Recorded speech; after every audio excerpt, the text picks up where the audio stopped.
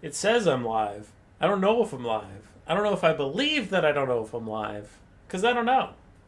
Because YouTube takes a long time for me to get on stream and do the mic checks and get everything all together. We have 3 minutes before this was supposed to start anyway. So what are you complaining about? Nothing. If you're in VOD world, if you're watching this in the future, you can just skip ahead. Didn't affect you at all. Skip ahead like 30, 40, 50 seconds. You'll be okay. And if you're waiting... Life's better when you're on... Shut up, American insurance guy. If you're here live anyway, you were just staring at a black screen. If you're watching this in the... So you can calm down, because I just completed my sound check.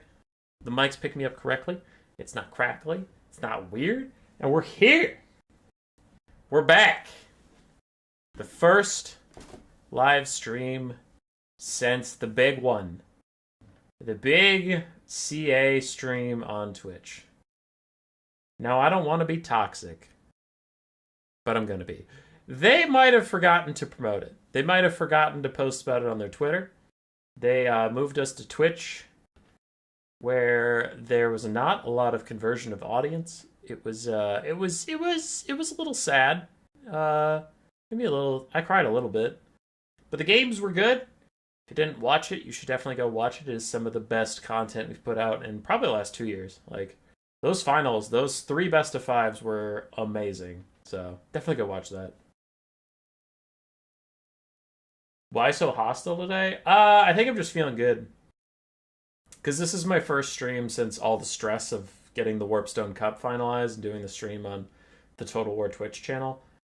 So now we're just kind of like kicking back, enjoying streaming, just having a bit of fun again instead of thinking about the looming big stream, you know?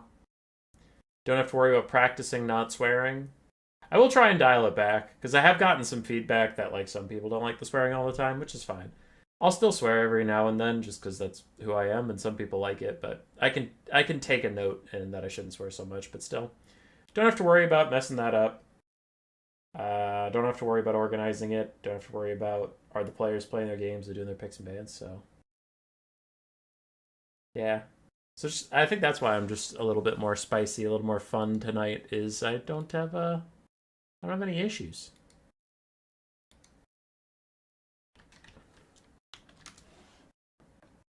So what is going on here, ladies and gents? Why do I have no camera on? Well, the last few streams, I've watched them back because of people's complaints. You know, justified complaints. And my camera, for some reason, has been lagging. So, like, the audio is fine and the game is fine, but the camera is, like, just noticeably behind my words. So if I stop talking, my mouth's still moving.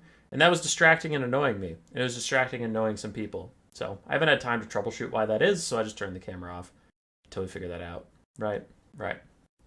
Tonight we have our new player tournament. Huzzah! 4 Swiss rounds, and then there's a tiebreaker at the end. Woo!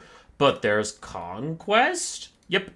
Last week, if you tuned into the EU new player tournament, I did a double elimination bracket with the lower bracket being Conquest and the top bracket being Land Battles.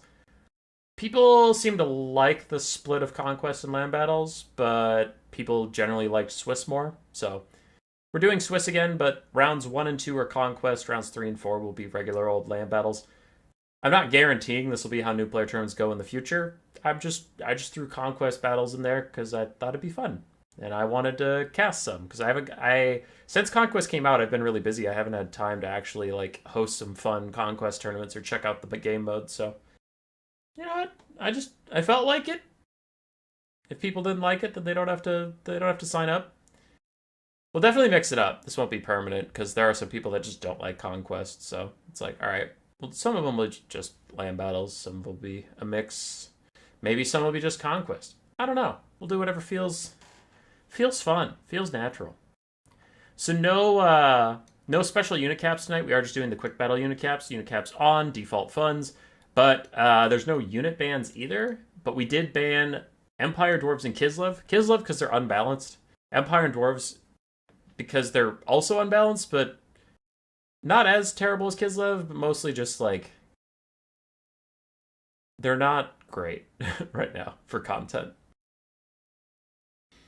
And it takes care of a lot of the unit bans if I just take out Empire and Dwarves. Like, you don't have to be like, Landship is banned, Steam Tank is banned or limited to 1, Elspeth is banned, Luminarch's banned, Thunderbarge is banned, Thoric is banned, Gyrocopters are limited to 2, Dwarven Bolt Throwers are limited to 1. If I just take out the whole faction.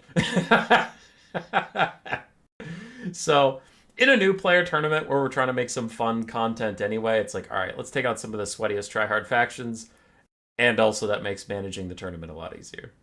Right. Okay. You know how this works. I try and cast some replays. I try and cast replays of everybody who sends me one at least once, so everybody gets on the stream at one point. We have some of those replays, so why keep dilly-dallying? Let's get in.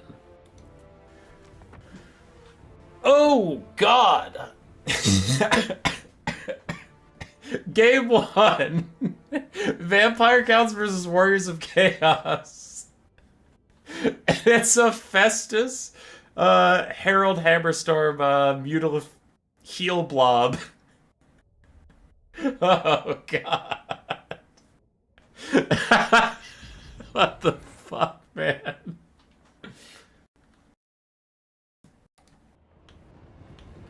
That's messed up. Great CA stream, bro. Cheers. Dude, it was a great stream. Yeah, they dropped the ball on promoting it, but like the stream itself went fantastically. Better than I ever could have hoped. Battle Z was really fun to cast with. The players all took really fun and interesting builds. Battle Z had this system that really helped us have no lag. The games were great. The series were close. It was just everything you could hope for was fantastic. All right. For the Vampire Counts of who? Let's back up and give them their credits for a second. Trogdar the Flatulent, normally our Wood Elf stan, now playing some Vampire Counts, switching it up. On the other side, we have Naharothanep, an undead player who is now playing Warriors of Chaos here. So both of our people are off of their mains. Interesting. Trogdar, front line of zombies, secondary line of Karen Wraiths, a Necrarch Vampire Lord in the sky with Zombie Summon and Spirit Leech, 2 Hex Wraiths, 2 Blood Knights, and some Skeleton Spears. The other side for the Warriors of Chaos, we covered it already, but a couple Marauders in the front line, double Chosen Halberds of Tzeentch, then Festus, Herald Hammerstorm, a Mutilith Vortex Beast, and 3 Skirmish Cav, all of them just regular Marauder Horsemen. Nice breath attack to start off, killing some Marauders, though it is just Marauders. I wonder what'll really stop this Mutilith Vortex Beast in its tracks. Blood Knights, if they can get it surrounded where there's no Marauders nearby, then get like a real surround, could do some serious damage to it. But we'll see. We'll see if they get the real surround, or if the Necrarch will jump in. But Herald and Festus wandering away from their main point as they're routing these zombies. That's right, Herald makes them non-undead. Good rear charge in for the Blood Knights. Blood Knights really aren't the best at doing too much damage to infantry, but still, you know, it's a good rear charge. You'll take it. Mutilith is currently ignoring the dragon, and the dragon will just fly away, deciding he doesn't want to deal with this at all. There are 3 Skirmish Cav lining up to give him a bad day, so he might want to get out of here. Dark Protection, giving him 20% damage resistance, plus his 70 armor and already having missile resistance. He's pretty tanky against these basic spears, so he'll be fine. Ah, the Blood Knights are maybe getting the fight they want. Nah, they're going to rear charge the Marauders? Maybe. If they can catch this thing out without any support nearby, they could actually get decent damage down onto it. Looks like these other Blood Knights are going for it now. But they're not getting a good surround, so it is just going to walk away. Rip. With the Blood Dragon, not the Blood Dragon, the Necrarch Vampire Lord landing on the Marauder Horsemen. Hex Wraiths were trying to get in there. I wonder if they're really going to commit and, like, chill Frostbite these guys down so they can't run away. It looks like they might just try and terror out the Marauders. They're ghost units, so they do cause terror, even if they're not a big spooky dragon. Blood Knights might have overcommitted, as they are fighting Tzeentchian Halberds, getting leeched down by Mutilith and Festus at the same time. That Sippa Grand Cathay build, remember it for all of time? Yeah, dude, that was epic. The double Gate Masters. Did CA say anything about not showing off any DLC factions? No, Dwarves and Empire just got banned a lot by the players. A lot by the players. Oh, you mean did they criticize me? No, I don't think they watched the stream, to be honest. Necrarch Lord, how many more breath attacks do you have? Because you're going to need them for those Chosen. 1. Ugh, not great. Especially because he took the Necrarch Lord. I'm betting Trogdor wishes he had Flock of Doom. Because Flock of Doom spam on Chosen could be pretty nice. But he doesn't. Overcast Invocation to heck. And the Dragon's actually going to try and land it. There's the surround I was looking for. This Mutalith is going to get chunked. He's lost 1,500 HP. There it is. Okay, I wasn't gaslighting you. Blood Knights are really good at killing the Mutalith Vortex Beast if they can get a surround like this. As they took 3,000 HP off it on the charge. And the Mutalith is like, please, I made a mistake. Let me go. Chosen of Tzeentch with their halberds will bail it out. And it does have Festus for some healing. Rants of Visitations, but also Fleshy Abundance and his passive heal. And then the... No, there was a cast. I was going to say the Nurgle Fecundity Army ability, but doesn't get that. Still, solid slow healing. Herald gets landed on by the Necrarch. It hits 2 charges in a row and knocks him away. Should allow it to get back up into the sky where it needs to be. It's even going to Spirit Leech him. But it can't afford to stay on the ground for too long. It is landed in halberds at the moment. And getting hit with a Mutalith Vortex Beast. So he's going to want to get back into the sky as Blood Knights charge in. The Hex Wraiths briefly routed the Marauder Horsemen, but didn't dedicate themselves, chasing them off the map. A little unfortunate there, so the Marauder Horsemen will come back to the fight. The Necrarch Lord is not trying to get off the ground. For now, he's just got his Dark Protection popped. I guess he wants to stay in the fight for as long as that buff lasts, and then he'll get off the ground. But Blood Knights are not enjoying this fight, fighting on top of Festus, Chosen with halberds, and then getting Terror routed because Herald is getting rid of their undead trait. It's a pretty brutal time for the Vampire Counts here.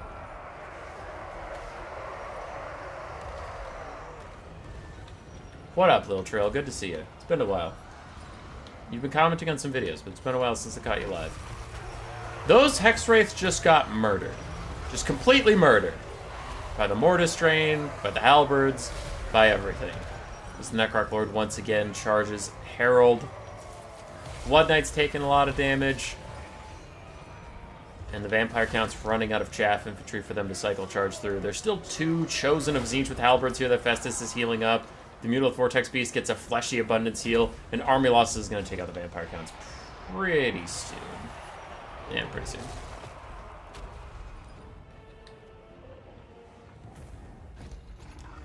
GG's to game 1. GG's. I don't like Festus.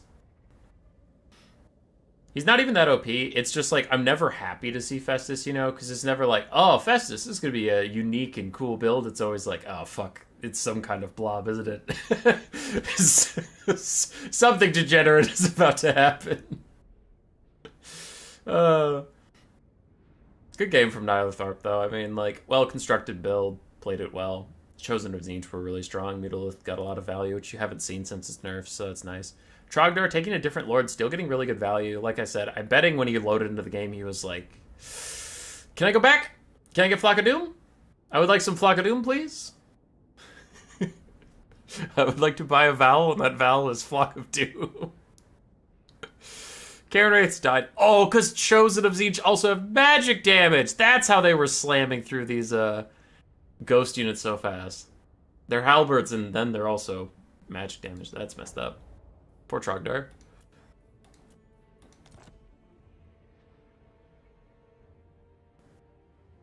How much bait was saying Halves and Dark Elves for Slash DLC? I actually think those were my real thoughts. And people, so here's the biggest flame I got on the DLC video. People were saying there's no chance they do a triple undead DLC. I think they might.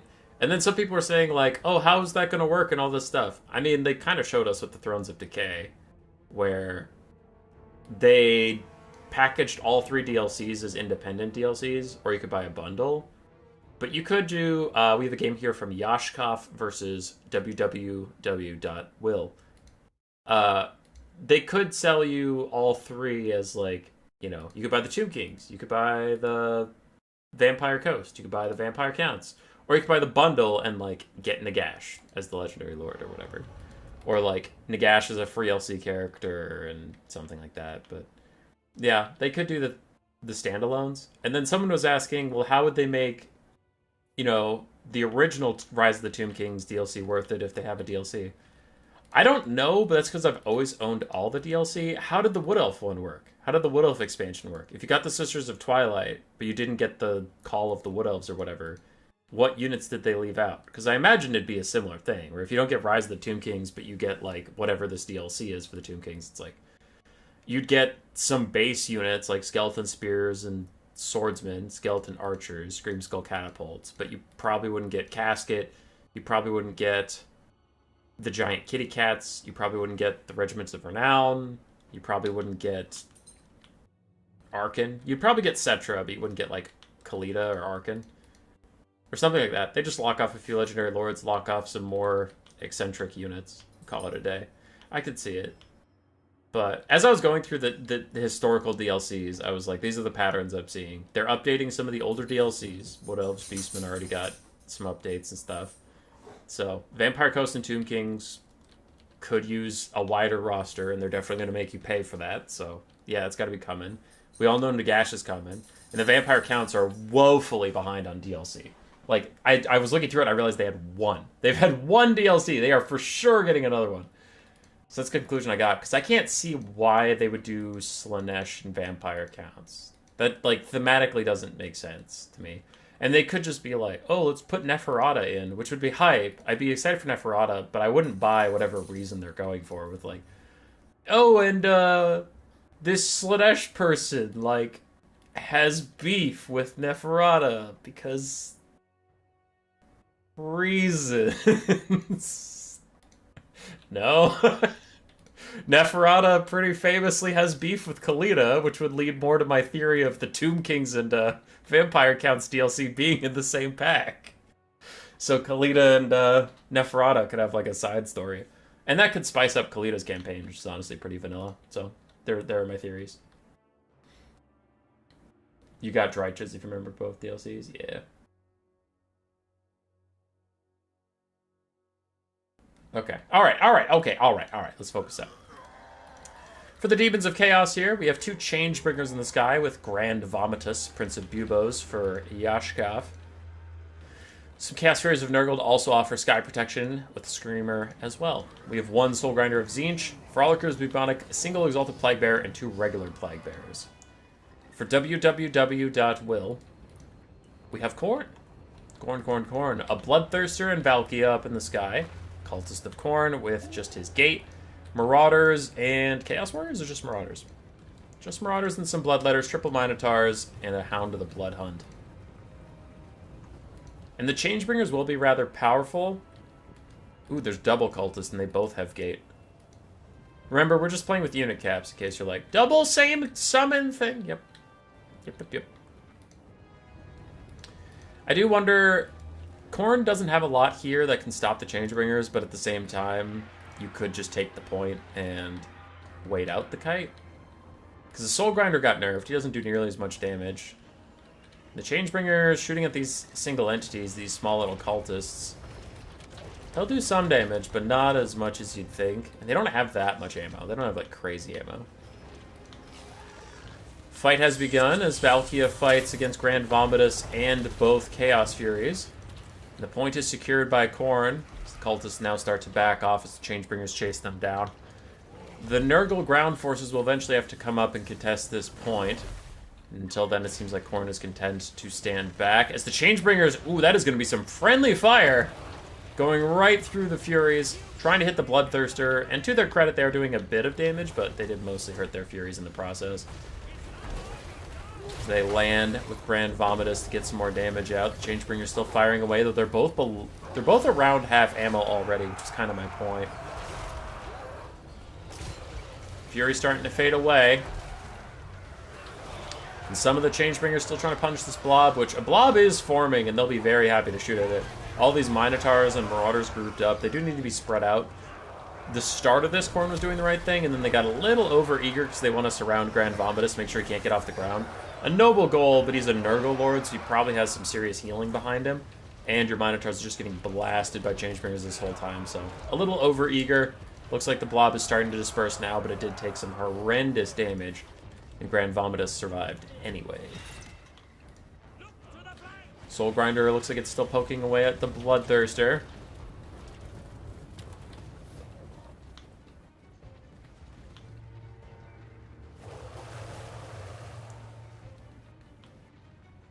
Malice versus Rat DLC is a thing, and Oxy versus Torox.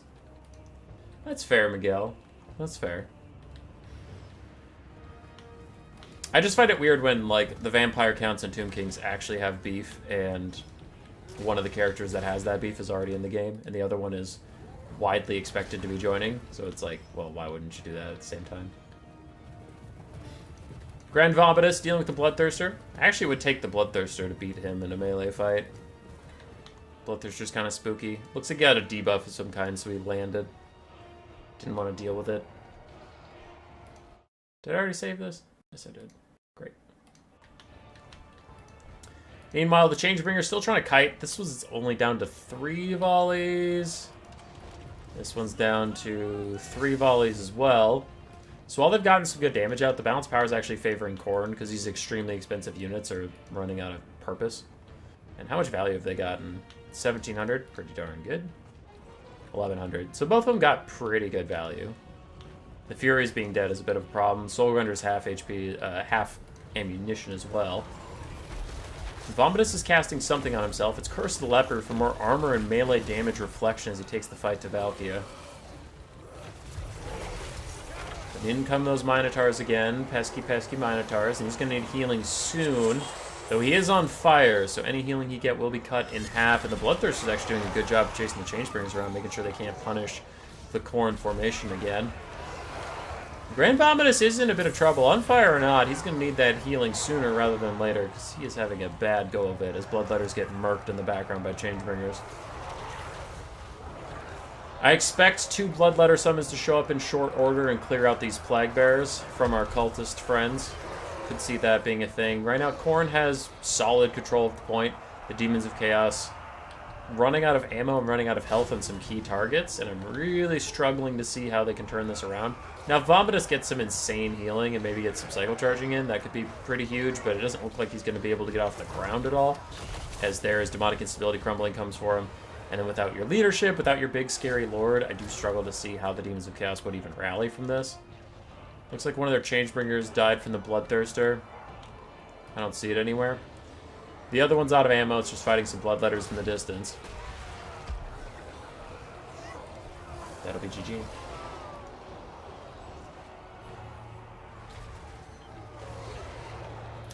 What up, Tequila? How you doing? Bloodletter summons are starting to come out. Help grind through the Exalted Plague Bearers so that the Minotaurs don't have to go it alone. If you're being really, really critical with your resources, you would delay the summons until one wears out. You could spawn the other one, but I think he's just trying to force army losses by getting as many troops on the field as possible, and he'll accomplish it. Good job, www.will. I like the idea from Yashkov. The Changebringer's friendly firing his own Chaos Furies was pretty brutal, but also they just didn't have the targets they really wanted. His Changebringers and his Soul Grinder did great. The rest of his roster let him down a bit. On the other side, Minos did well. Bloodthirster did actually pretty well. And the rest of the roster didn't have to do much here. They just tanked damage and existed. And that was all they needed to beat the Demons of Chaos, is exist.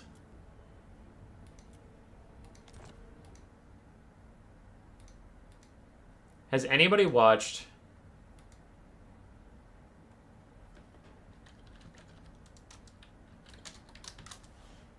Anybody watch Twister?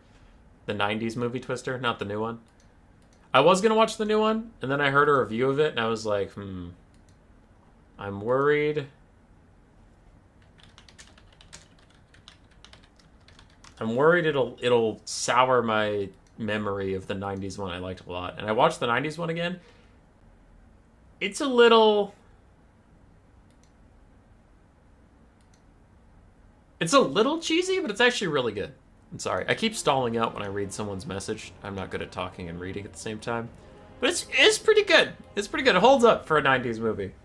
Like, the CGI is pretty bad. It's great for the 90s, but it's pretty bad now where you're like, I can see that green screen.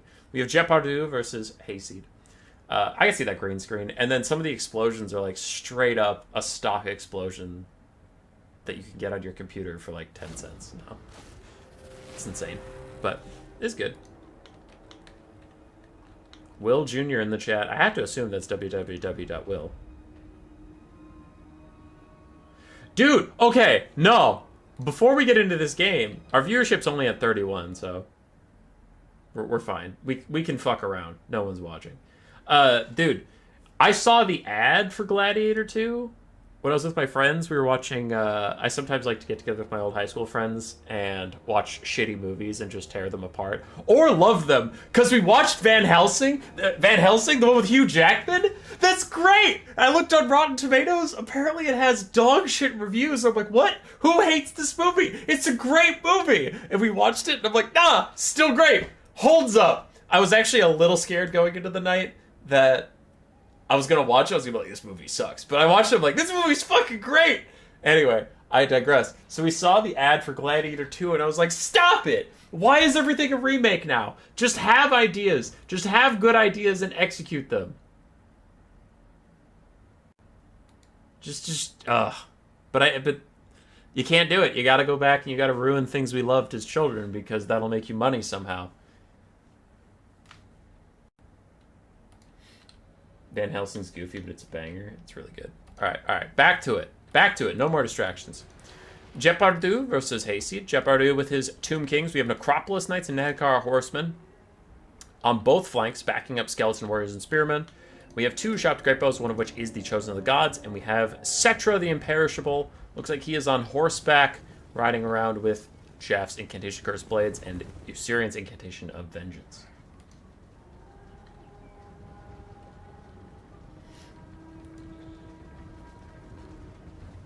Yeah, current year, I have to agree. On the other side, for the Wood Elves, we have a mass Vanguard play of Dryads, triple Zotes, including the Enigmas of Gairan, ROR, and then some of the Zotes are just Silver Chevron for no reason. We have an Ancient Tree Man in the back with two Gladeguard Starfire Shafts and Loix Tricksters, the Azrai Spear of War Dancer, ROR. The Wood Elves, while vanguarding straight on top of the point, skipped it entirely and just bum rushed the front line as the Zotes bust through for Hayseed and immediately get onto the Ushabti Great Bows. Gonna get in there and swing their hammers around, do some decent damage. Some pathetic Skeleton Spears will try and stop them, and try is doing a lot of work in that sentence because good luck. But Necropolis Knights with their halberds should be able to do a lot more. And ooh, Sepulchral Stalkers with a beautiful angle downhill into the Zotes. Gonna do big damage as they get several volleys off. And I'm already getting a little concerned, even though the game just started, that it just feels like the Tomb Kings have a lot more going for them than the Wood Elves do. But as I say that, the Enigmas of Gairan are going nuts on the Necropolis Knights. Oh my god. They bodied those fools. As they give themselves a regrowth, they are beating up on these fools. The Loix Tricksters and the Ancient Tree Men have arrived. Now in the backfield, unfortunately, Hayseed did leave his Gladeguard with Starfire Shafts completely on their own. Nehekara Horsemen, Light Cavalry, and the Necropolis Knight's going to roll over them. I imagine he might have done that intentionally when he saw that there was a bunch of Light Cav and he had just monstrous infantry. He might have just went, well, you're going to outmaneuver me anyway, I might as well. I'll trade 2 archers for your entire backline. Could have been the thinking. Another regrowth, this one overcasted from the Lord onto these guys. They had an undercast that they used on themselves, their bound ability. Necropolis Knights wading into Loix Tricksters of their own volition. They might want to reconsider that. It looks like they are. They are going to run away. But the Ancient Tree Man is harassing the Ushabti Great Bows. Meanwhile, Enigmas of Gairan are beating up on the Chosen of the Gods. The Sepulchral Stalkers are almost dead, though it did cost an entire Silver Chevron Zote to do it. And meanwhile, the Tomb Kings actually going to sneak back and just grab the point just in case the game goes long. Might as well get yourself a plan B going. As Loix Tricksters are back here to help out the Enigmas of Gairan, who are considering just taking the fight to Settra, it looks like. No, they're going to pursue the Ushabti at all costs. As the Ancient Tree Man does the same. But Settra's going to back out. It looks like he is going to leave his Chosen of the Gods to their own devices, but Loix Tricksters can take care of him. The Enigmas are sent to go deal with this, but then the Necropolis Knights are sent to deal with them. Never mind, they go back. Yep, never mind, they're coming back to this. And we are in. Ushabti summon is out. Settra even gives them bonus versus large to just try and help out with this fight. Unfortunately, the Wood Elves are behind a bit on the balance of power, and it does look to be getting worse. Dryads are getting pushed away everywhere you look, so it's really Loix Tricksters and a couple Zotes versus the world. Sporkle Stalkers are about to die. Shopty Great Bows are dead, except for this one that's involved in a melee fight. But the Enigmas are just about heal capped. There's only so much love you can keep giving to these things. They get a Flesh to Stone as well, but no magic damage anywhere around because they're near a tree man. Plus, I think the Zotes themselves get rid of some magic damage. So that physical resistance will be unmitigated. And it is descending into a blob a little bit. Half health Acropolis Knights falling. The Enigmas of Ghyron have had the same HP for this whole fight. But weird question, because you don't normally think about it with the Tomb Kings, but what's going to kill all these random skeleton spears? I'm starting to get a little worried about that. Because the Enigmas don't want to do it. The Ancient Tree Man isn't Durthu. He doesn't have Flock of Doom and Sword of Day to get him out of any trouble. The Shopty Great Bows are crumbling away to nothingness as an Osirian's Incantation of Vengeance tries to take out some of the Zotes. But the 3 Zotes are still here. They're standing next to their Tree Man. But in the distance, the Tomb Kings are slowly ticking up. Ticking up that thingy. The thingy there. The Conquest Point. That's the one. Can we have a special tournament for New Player Tournament 69? Sure, Jeremy. I'll do the whole stream naked. Camera off, but I will be naked.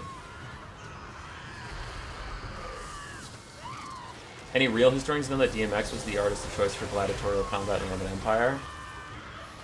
X gonna give it to you.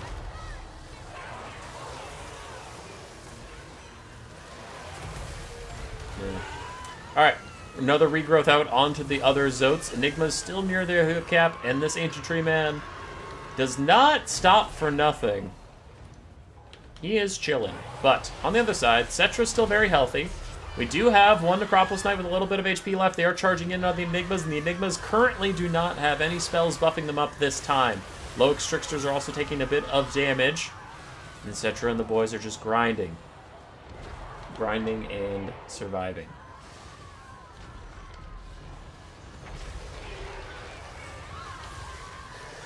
Nice rear charge in from this other group of Zotes. That looks like it'll be the end of the Necropolis Knights, and we get an Earthblood over the top, and the Wood Elves look like they might be pulling ahead here.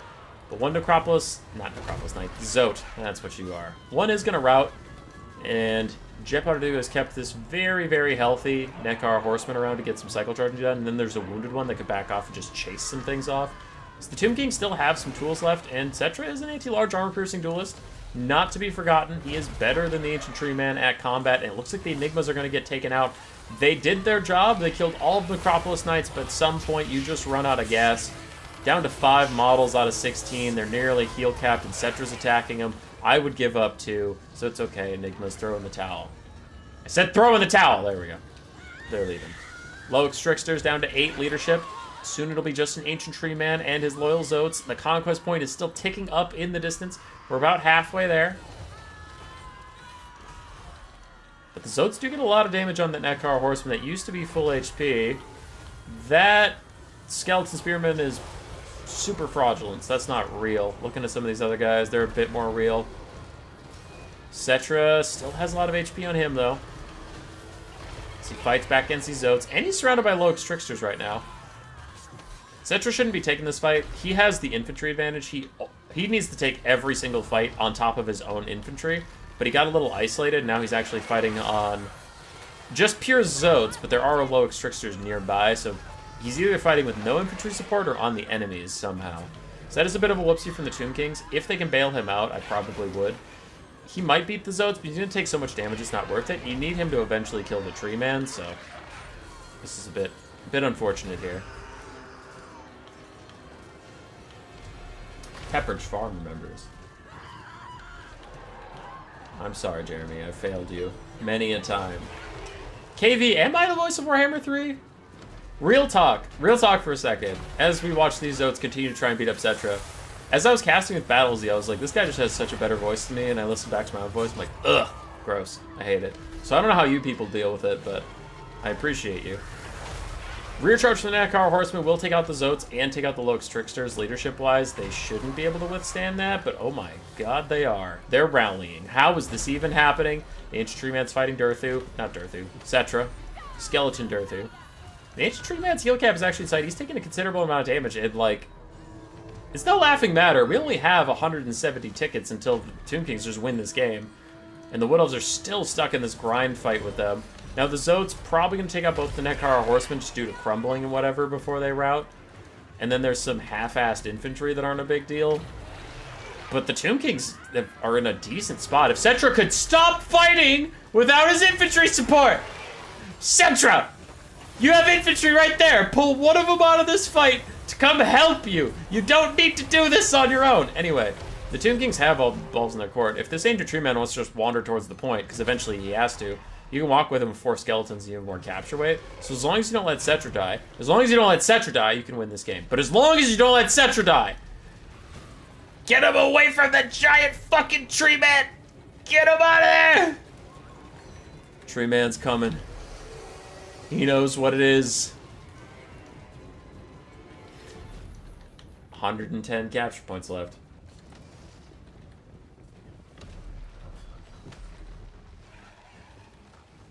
Worst professor. After all those guys, you're the voice of Warhammer. Oh, thanks, man. Thanks, brother. Oh, that's so nice of you to say. After everybody else, yeah, then I'm great. Usurian's Incantation of Vengeance plus Skeleton Warrior Surround should finish off these Zotes. Loix Tricksters are allowed to rally because it looks like the Nekara Horseman that used to be out here died. And seriously, an Earthblood is going to keep these Zotes in the fight.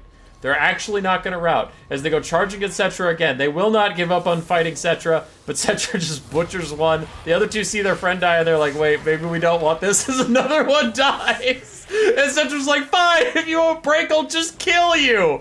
Fine, as he kills another one. Oh my god, Settra. Oh my god. He just rolls up and murders them. The Ancient Tree Man is actually way ahead on the balance of power, and I would agree if this was a normal battle, but the fact that you need the conquest point, that Tree Man has no shot at taking the point from this position. Settra takes a lot of damage and retreats away from the Ancient Tree Man. It's not going to matter, as the point is ticking, ticking, ticking down.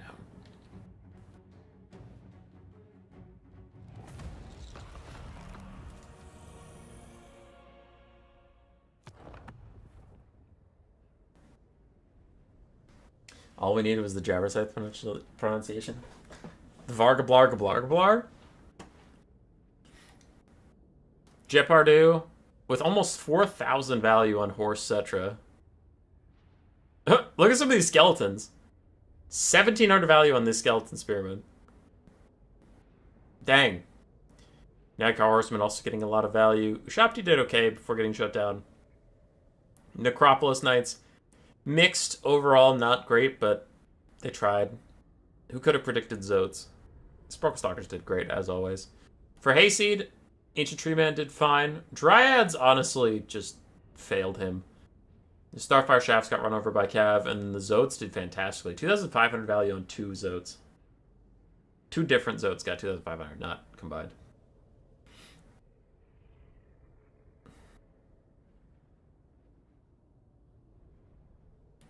Yeah, GG's. GG's.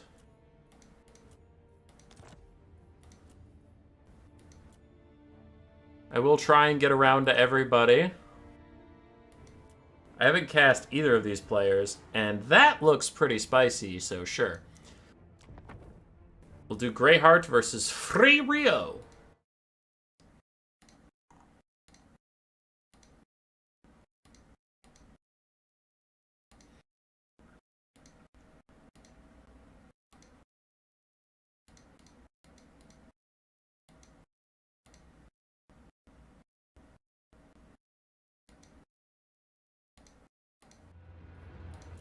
Someone's messaging me. Am I too late for the domination games? True.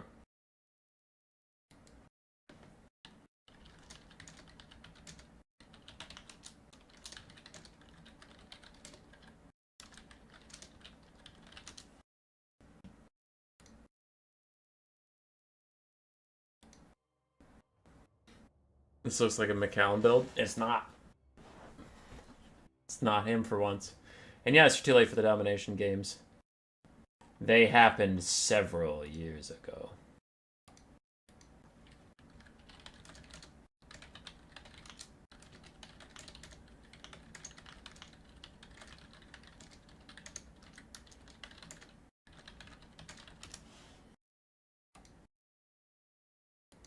Sorry. Somebody had questions about the tournament, so I had to pause and deal with it. Okay. So what do we have here? For Greyheart, I believe he is the Northskin one. Marauder Champion Frontline. Cold Voider, Frostworm, ROR, Skinwolf, Werekin. Triple Marauder Hunter Javelins, 1 Premier Warrior with great weapons, a Metalcaster with Plague of Rust, Glittering Cloak, and Searing Doom. Then we have a Marauder Chieftain, which is Fight or Die on foot. On the other side for Free Rio and the Lizardmen, we have Cold Wind Spear Riders, a couple Salamanders, in a bit of a hunting pack, 4 Saurus Warriors, a Feral Dreadsaurian, and Nakai the Wanderer with no caster. Get a caster. Get a caster. You need a caster. Do you have Dom games anywhere on this channel? I did a couple here and there. I usually did like fun things with them. I think I did like 2v2 Dom for a bit. Not like straight up 1v1 competitive Dom though. No, that's never really been my thing. Worst Professor, I'm sorry. I cannot be bought. But the Dreadsaurian is in.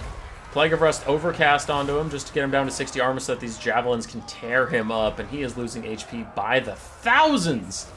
By the multiple thousands, as all these little darts are coming in for him after Plague of Rust melted the armor from his body. Only 300 damage on that one. 500 on that one. Okay. Salamander's having a tough time getting away from these Marauder champions and dogs. Northskin Warhound's got a lot of value out onto them, so Lizardmen in tough straits. Already the Cold Wind Spear Riders are getting pushed back. Saurus Warriors are really the only things holding their ground for now, but other Salamanders firing at the Cold Voider. And the Cold Voider is actually weak to fire damage. I always forget that. But it is in fact weak to fire damage, as the world's bravest Skinwolf Werekin is chasing the Feral Dreadsaurian off the map. You go get him, buddy. You go do that. Oh my god, the Salamanders are trying to hunt him down. Well, this isn't something I expected to see today, if I had to be honest. Salamanders are just running after him. They're not gonna catch him. Nakai brutalizes Marauder Chieftain for a bit, but the Cold Voider offers a little bit of a breath attack to damage Nakai, and then it's gonna land on him. Nakai is happy to take the fight, though, as Salamanders abandon chasing off the Skinwolf Werekin and return to the fight instead. And Nakai just punched the Cold Voider in the face. So that's really all I need today. That's all I need to get on this guy's team. I love Nakai. He's actually kind of kicking its ass, too. Oh my god. Go, Nakai, go. The Sallies are back in action, firing up and over the Famir to get into the Marauder Hunters. Doing a lot of good damage to those guys as Red Crested Skinks and Saurus Spears. Still not giving up the fight, still moving in slightly as other Marauder Hunters turn to shoot at Nakai and the Saurus Warriors. Really no bad targets here. The Salamanders push away the Cold Voider to defend themselves. Norsk is looking pretty good, though. Still have a bunch of Marauder champions, still have a decent amount of range units. Your Lord and Caster are alive. And you have a full health Skinwolf Werekin going to return to the fight soon after it chased off the Feral Dreadsaurian. Nakai just bit a man's head off, and then goes dancing through the Marauder champions while a bunch of spears are getting thrown at him, but his crazy dance animations are actually keeping him largely safe from these guys. As Salamanders try and finish off the Cold Voider in the distance. No one has claimed the point yet, though they have been really trying. It looks like Norska is slowly taking it back now.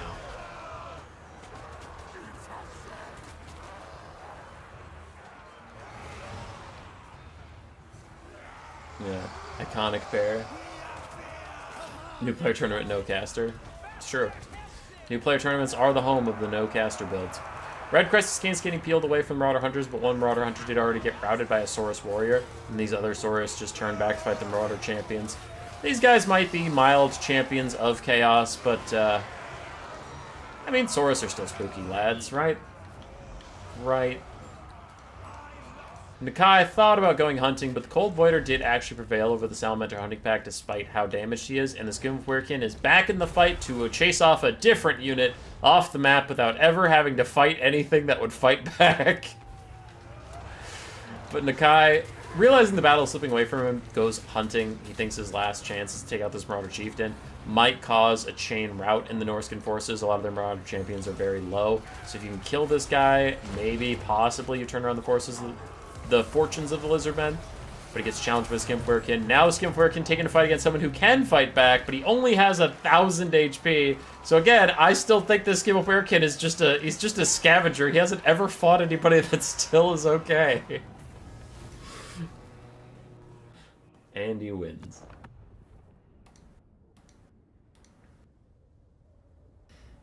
Skinwolf, the caster, and the Lord did not get a lot of value. Marauder champions did fine. They all got close paying for themselves. Marauder hunters did great. Dogs did okay. Famir did okay-ish. Took a lot of damage, though. And the Frostworm did fine. It's a Frostworm. It was always a Frostworm. None of this Chaos Frost Dragon shit. They stole it. They stole it because they couldn't think of a real name. It's a Frostworm. There'll always be a Frostworm. Salamanders did fine. The Feral Grunsaurian died right away. It's a Frostworm. It's a Frostworm. It's a Frostworm.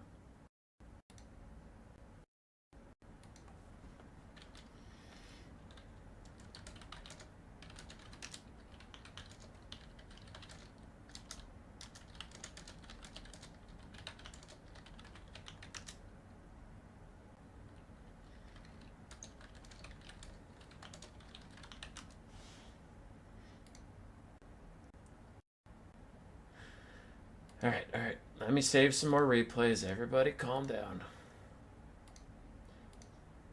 How long has this been going? Barely an hour. An hour and 10 minutes. How far are we along in the tournament? Alright, some people are already done. Okay.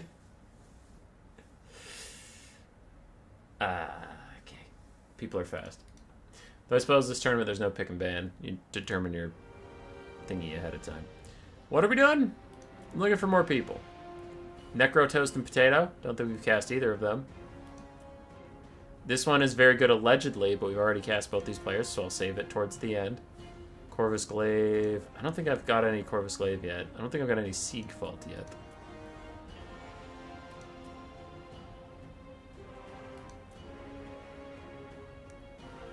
Okay. Alright.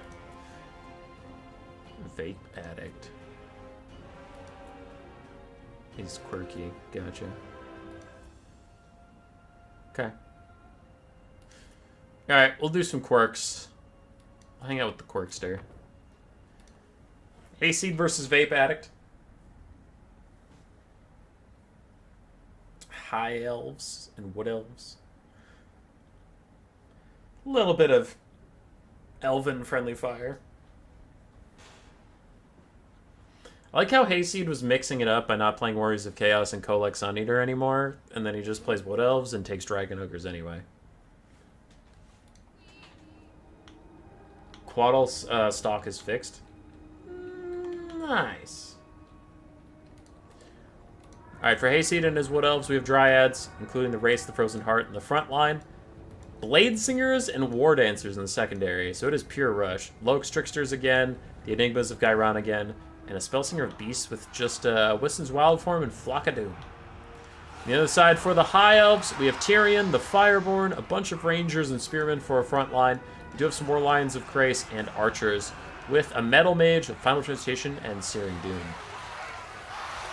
The front line, Lions are teaming up with Spearmen to beat up on some sentient tree people.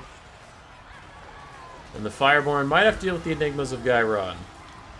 Though the Fireborn's intense armor piercing and fire damage will make the Enigmas less tanky than they were last time around if they try and regrowth themselves and whatnot. Though speaking of regrowthing themselves and whatnot, the Fireborn are getting massacred and they could use some healing, but they have a Metal Caster, so that ain't coming anytime soon. But Sunfang just killed an entire unit of War Dancers and a Dryad, so okay, we take those. We take those. Tyrion, what's your value? Yeah, that's what I thought. 600 already. Congrats on the Warpstone Cup. It was a lot of fun. Thank you, sir. Thank you. We tried really hard. Another nice Searing Doom. So far, Vape Addict does appear to be very good with their spell casts, if you count Tyrion's Sunfang as a spell. High Elves look to be trying to take the point. Not that they'll need it. This game is going real fast. I doubt the point is going to decide who wins here, as the Dryads are still stuck fighting. The War Lions, though, War Dancers got behind these Spearmen, so these isolated forces will probably die soon. Where are the Blade Singers? There are the Blade Singers. As the Bladesingers get onto archers, those are dead archers. Those are the deadest archers I've ever seen in my entire life. They aren't getting out of here alive. No, sir. Not today. Tyrion takes the fight to the Enigmas all by himself. Swinging against them, trying to protect his little metal mage. But the Fireborn are actually getting ambushed by the Enigmas from the trees. And the Enigmas, being a Wood Elf unit, they do have Woodsmen. They don't take any of the debuffs from fighting in the woods. So the Fireborn are actually taking some like stealth debuffs here. That's not great. As more Silverhelms are returning to the fight. I forgot the Silverhelms were even in this game, but they are returning to the fight. Charging down Bladesingers. And rear-charging War Dancers. Oh, God! The humanity! We just got bodied and it was bad. Oh, jeez. Big Final Transmutation Overcast onto the Spellsinger of Beasts and the Enigmas. Everybody's dying, and the Fireborn don't care that they don't have healing. They don't care that you're fighting in the forest. They will still beat you up. They will still kill you. The Enigmas are going to rout any second now. Tyrion is fine. The Wood Elf caster is defeated. The Wood Elves in general aren't looking so good. Only the Floix Tricksters are feeling remotely healthy as this Bladesinger stands her ground against a friggin' lion. Lion, buddy, you got to turn around and kill her because she is stabbing you in the flanks for free. Alright, well, I think they just knocked her over. Now I'm invested in that one Bladesinger. I think she died, though. It doesn't look like they're exactly surviving this encounter. Yeah, they're dead. The one I was following is most certainly dead. The Loix Tricksters try and stand their ground, but the Unbrace, the Fireborn just roll over them, and then army losses hits, and that was a very thematic charge as the Loix Tricksters just break. Not sure if you guys use the same name in Quick Battles, but holy shit, you guys are good. I think Tequila smoked me the other day and I just watched it. Watched an Oz, my army vanished. Yeah, we're pretty good. We're living legends. Yeah, we're actually just the fucking best. Not to brag, but oh my god, I click so fast you have no idea. All right.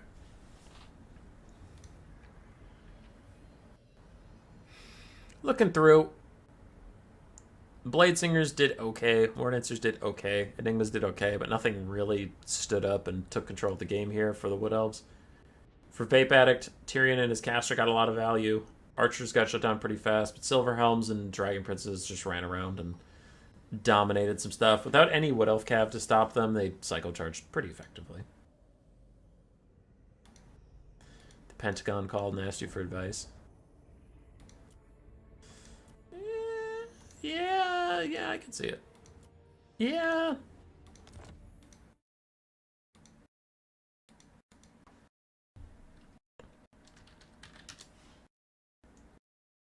Alright, how's the tournament doing? No one has finished up since I last checked, so I will continue on. Necrotoast and Potato.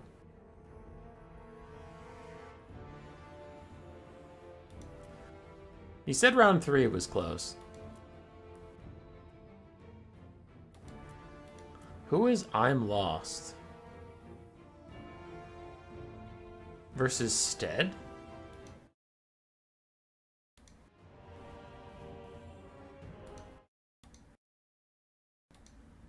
Who sent me I'm Lost versus Stead?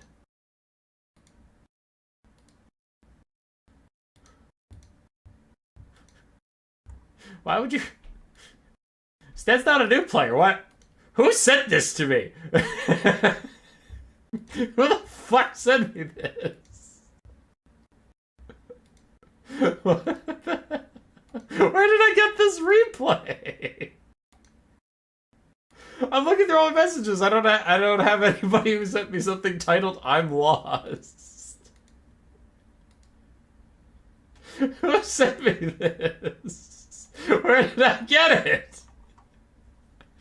I don't know. What? I don't understand.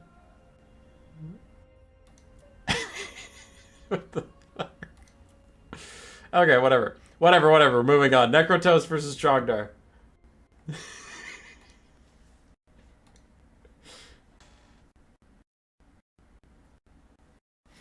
KV, as someone who works at the Pentagon, you just hide in the trees. Alright, Trogdar on his Vampire Counts versus Necrotoast on the High Elves.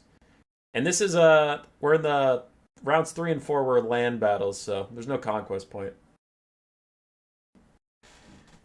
Back to ye old land battles. Front line of zombies, secondary line of spearmen. We have the Von Karstein Vampire Lord this time with Flock of Doom. He took it. And then Storm of the Night, Van Hell's Dance Macabre, Negation Heck. We do have a Corpse Guard on Holy Lodestone. Triple Hex Wraith, including the Chillgeists. Trogdor, if you want to win as the vampire counts, don't take Hex Wraiths. Don't do it. They are trash. And aside for the High Elves, we have the Omen of Assyrian, Silver Helms and Dragon Princes as far as the eye can see, 5 Spearmen, and a Mage of Fire with Burning Head and Fireball. Still no healing to support Tyrion, which is fine. I appreciate a good Storm of the Night. I appreciate a good old-fashioned Chad no healing High Elf build.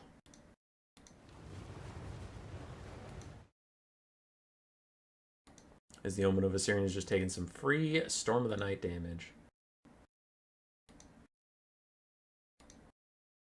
And I'm going to keep saving up replays while these guys advance towards each other. I see a fireball. It's flying. It's flying. Oh, God, it hit him. That's it. GG. He's dead.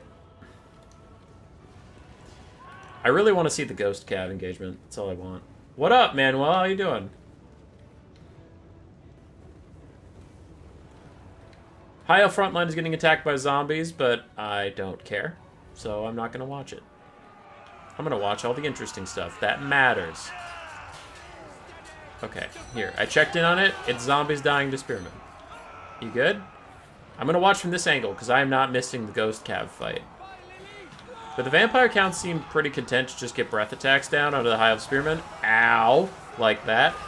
And I think they're thinking if the High Elves just want to chill and don't want to take the Cav fight, then vampire counts will just focus on winning the front line. Decent burning head through some of the undead forces. Ooh, and the Omen of Assyrian is taking it to the Black Dragon. Not the Black Dragon, the Undead Dragon. The Sword of Anti-Heroes popped. He does have another Storm of the Night soon, so actually I don't think the Omen really wants this fight. That'll probably be a bad time for him. Yeah, he's just going to land. And it looks like the Hex Wraiths are going through the swamp. Here we go, charging up the lane. Can we kill the Silver Helms? Watch the health bars. Ow. Oh, Van Hell's Dance Macabre Overcast. Daring are we? And a Dragon Rear Charge. That's how you make Hex Wraiths do good work, my friend. Omen of Assyrian tries to bail them out, but the Terror Routes are going to start coming in soon for the Silver Helms, and they'll get chased down by the Hex Wraiths because Frostbite will make them nice and slow. 34 speed on those Silver Helms. They ain't going nowhere. But Tyrion chucks down a Burning Head. I thought I saw Sunfang, which is why I started that sentence with Tyrion, but turned into a Burning Head. Also goes through the Dire Pack a little bit. Decent damage, and Tyrion rides over to deal with this, but yeah, really good engagement there from the Hex Wraiths.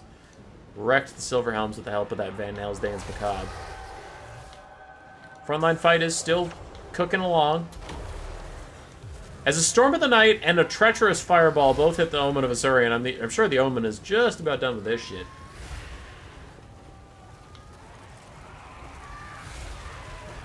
Wants to get out of here. High Elf frontline is holding. Can hold nearly infinitely against zombies. The Von Karstein Lord looks like he wants to get out just as his Hex Wraiths bail on him and let Tyrion free. The Von Karstein Lord is going to get back into the sky, so good stuff. Doesn't get stuck fighting Tyrion. Bounce Power String against the High Elves a little bit as these Silver Helms get routed off by the Hex Wraiths. The Chillgeists are busy chasing off other Silver Helms. We still have one full health Dragon Prince. Tyrion and his mage are both fine. The Omen is okay if it gets its heal. If it doesn't get its heal, then it's not fine. And a nice little poke of a breath attack onto the Dragon Princes. Nice. As for the High Elf Spear line, as we have said, they are still holding firm.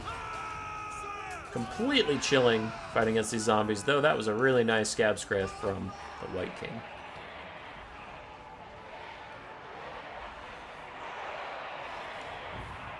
Single Hex Wraith holding Tyrion back is so clutch. Yeah. It did some good work. So the vampires are up on the balance of power. As the Omen of Assyrian gets in there and does its little butt tornado.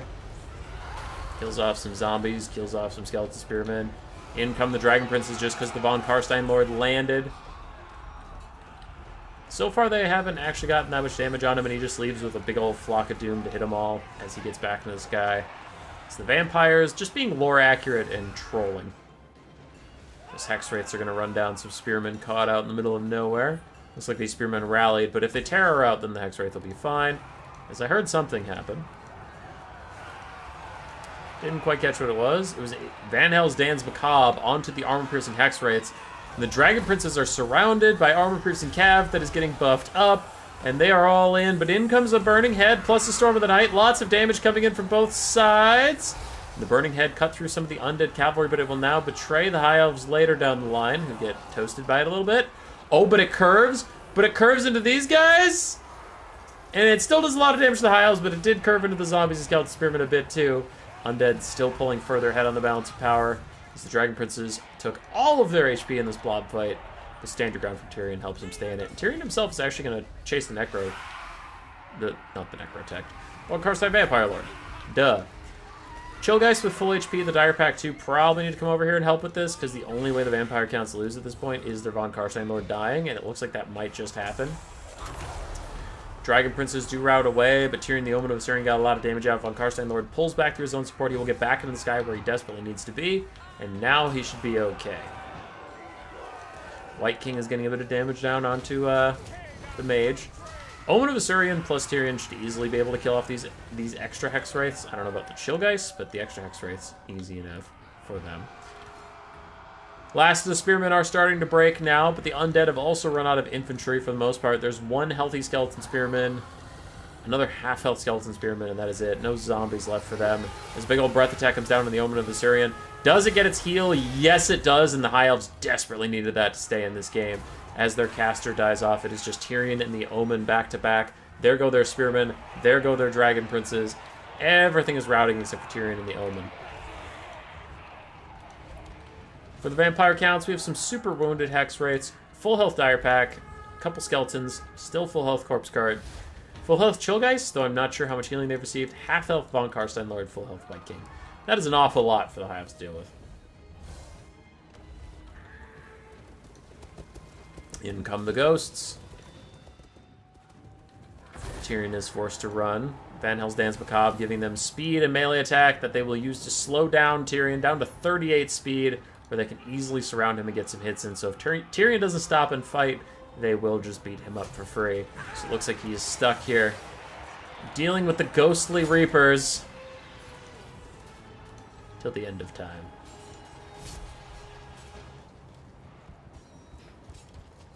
They are very cool. I'll give them that. The Chillgeists are very cool looking units. Omen of Viserion tries to get a little Vortex Bomb off, but the Chillgeist's going to dodge out of it. And then they'll just go back to fighting Tyrion now that they've dodged the thingy. Still one use of Emberstorm left. Omen and Tyrion team up on the White King, but I just saw a Dragon's Wing. Von Karstein Lord's back. He's hovering above, waiting for an opportunity to get in there and do some damage. No breath attacks left for him, but he is going to start cycle charging. Onto the Omen, probably. I don't know if he wants to proc Tyrion's heal. He's probably going to try and kill the Omen to get the bounce power low enough that Tyrion just dies to army losses and you don't have to deal with Heart of Averlorn. But Von Karstein Lord takes a bunch of damage from the 2v1 he is in. And at this point, he probably just needs to spend Invocation and Hex on himself just to get the balance of power so high that you army loss these guys, because healing up your Dragon Lord will do that while you chase everything else off. It looks like he gave a Van Hels's Dan's Macabre anyway to these guys. Army losses hits regardless. And as a Vampire Counts win. With a pretty cool build. 4,100 value for the Dragon Lord, 1,400 for the White King. Skeletons and zombies didn't get much done, but the Hex Wraiths sure did. 1,000, 1,400, and 1,900 for those guys. For Necrotoast, Tyrion and his caster did great. Nothing else really did that well. Omen of Viserion did okay.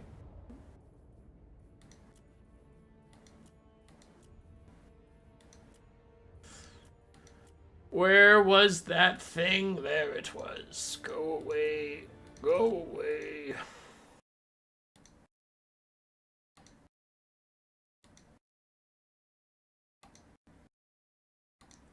Mihawk sent me a replay.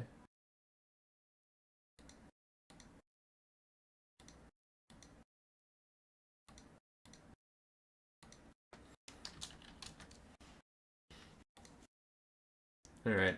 I think we might have some finals things to go do.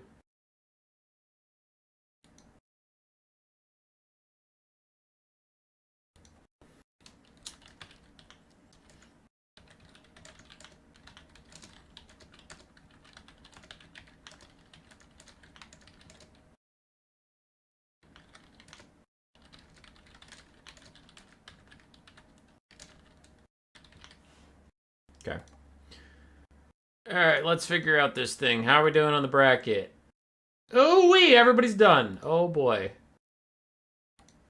Let's figure out if we have a winner already. Sign-ups. So I need to remember that Trogdor has one less point and Nihiro Thalup, who's de-animation forever, has one extra point. So he's at 2 and Trogdor's at 2. Mihawk with a 4-0. Let's make sure it's correct. Yeah, it looks correct. Mihawk with a 4-0. Greyheart, Trogdor. Well, Trogdor's fraudulent. Potato sauce. I don't think anybody else had a perfect run. So that would just make him a winner. But let me verify quick that Total Tavern's not being silly. Okay, there's Greyheart's loss, so I found it. Potato sauce, Fireball Phoenix, and E-Tanker Z. All need a loss. Fireball Phoenix, there's your loss. E-Tanker Z, there's your loss.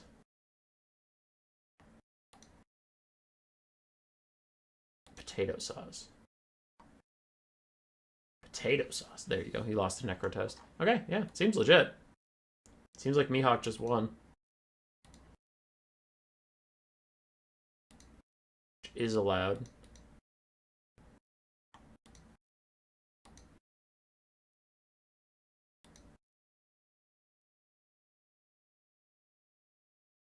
I may have misrecorded my score with Hayseed. Oh, well, what did Hayseed get? Hold on. Okay, that makes Hayseed too. So he's not in the running. It's okay. It's fine. Alrighty. Mihawk had a perfect run, making them tonight's winner, as they are the only undefeated person. Oh, Mihawk's yelling. Everyone take cover. They're yelling. And they get our Bone Ripper roll to celebrate them for being a big, super, mega badass.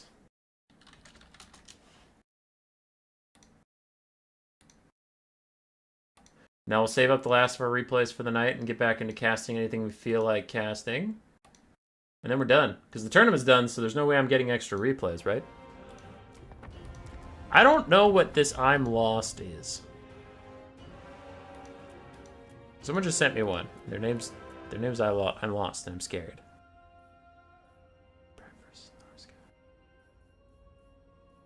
Weird. I don't like it. Alright, anybody we missed? I don't recognize Siegfalt. I don't know if we've cast any Potato. Or Necrotoast, for that matter. We might have done Necrotoast. I know we haven't gotten to hang out with Corvus Glaive yet. I don't know what that is. Okay, so we could do this one. Potato and Corvus Glaive. That's good. 2 for 1.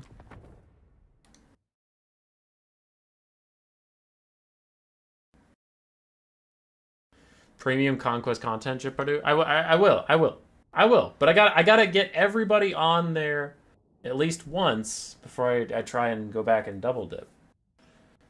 Because some people might want to go to bed and they're like, bruh, I played your whole fucking tournament. Get me on stream at least like one time. Okie dokie. Potato on Bretonia versus Corvus Glaive on Corn. For Potato, we have a Lord with Deadly Onslaught and Sword of Antiheroes. Royal Hippogriff Knights, we have a Lifecaster with just Regrowth. And then Mounted Yeomen and Knights of the Realm, a couple Peasant Bowmen, both with Poison Arrows. Men-at-Arms and Foot Squires for a front line with some Peasant Mobs.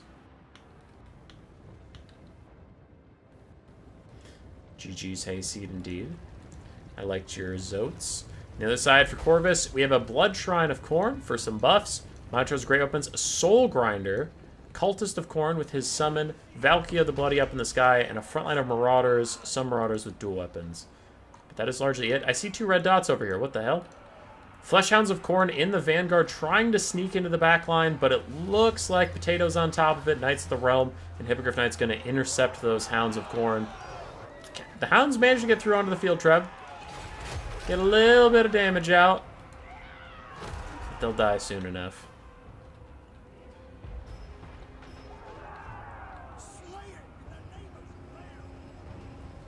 So sad to see my favorite streamer lose his wits with age. Dr. Disrespect? I don't know if I'd call him my favorite. Especially not after what happened recently. I heard he started playing Among Us. That's just unconscionable in my eyes. Alright, Soul Grinder's going nuts through some peasant mobs and just clears them out in front of the Marauders before the Marauders even hit. And Valky's doing really good with her Spear of Slaupnir's. Soul Grinder's just mulching peasants. Jesus. Alright, Marauders are in with the Blood Shrine. The peasant mobs are going to be leaving en masse as Minos dive the backline. And while they fight the Damsel, if they can get surrounded, they can get good damage out, but this might make them easy targets for the Royal Hippogriff Knights, wherever those guys are. They're in the back line with the Lord. Oh, yeah, they're coming. All right, good. They see it. They see what's happening. In comes the rear charge from the Lord, and then his Royal Hippogriff Knights. Landing in onto the Minos. Mounted Yeoman holding in places. Knights of the Realm coming for surround. Beautiful surround here from Potato. And those are just dead Minotaurs. They are going to die so fast. They get disintegrated. Speaking of dying so fast, though, the entire Bretonnian front line is in dire straits. Even where the foot squires are not holding against the forces of Khorne.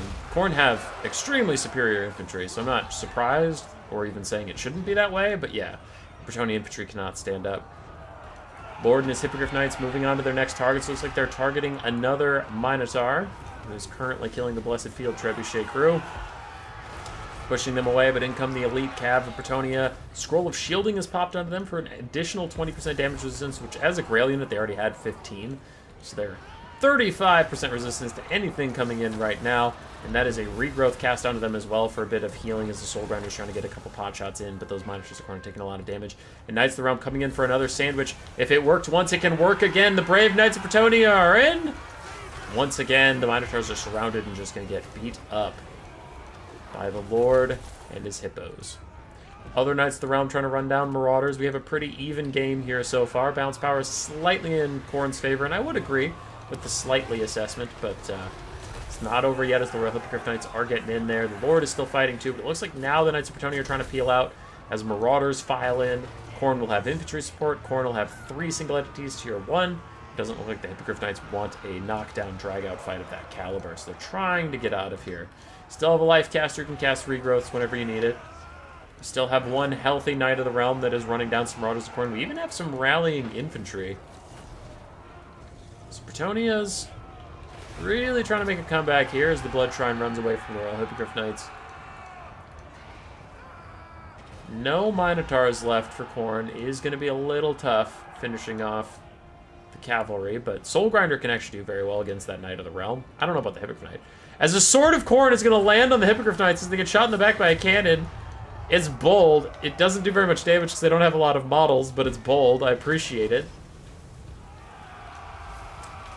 And the Lord is actually having issues fighting against this Blood Shrine. He stays for too long, and now the Soul Grinder plus Valkia get up to him, do an awful lot of damage on the charge, and we know Regrowth is on cooldown because it's literally active on the Royal Hippogriff Knights right now. And the Lord might just rout. The edge of the map is right there, so if he routs, he is doomed. One leadership for him. And Valkia is here. The Lord is going off the map for sure.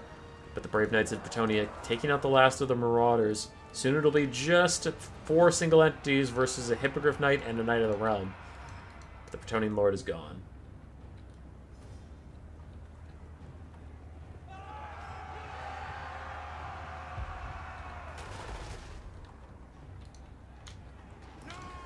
Blood Shrine of Khorne fears no man as it charges straight into Knights of the Realm and Royal Hippogriff Knights. Whoa, the Lord! Whoa! The Lord rallied. How? How did he rally? Not just how did Valkia and stuff let him rally, like, that's definitely a mistake, but I didn't think he even had enough time to get to the edge of the map before his, like, leadership would wear off. Like, I thought he would rout no matter what off the field. Anyway, Bloodtrine of Khorne is getting awfully close to demonic instability crumbling as it fights all alone. Soulgrinder's trying to chase down the healing caster as Potato gets his lord to safety, running away from Valkia. And he is surprisingly fast on that thing, 100 speed. And he gets a regrowth, giving him perfect vigor, which should make him even faster, because being tired does make you slower. And healing him up, of course. Bloodshrine dies for free. And Khorne, with a couple key mistakes in the late game, could cost him an awful lot.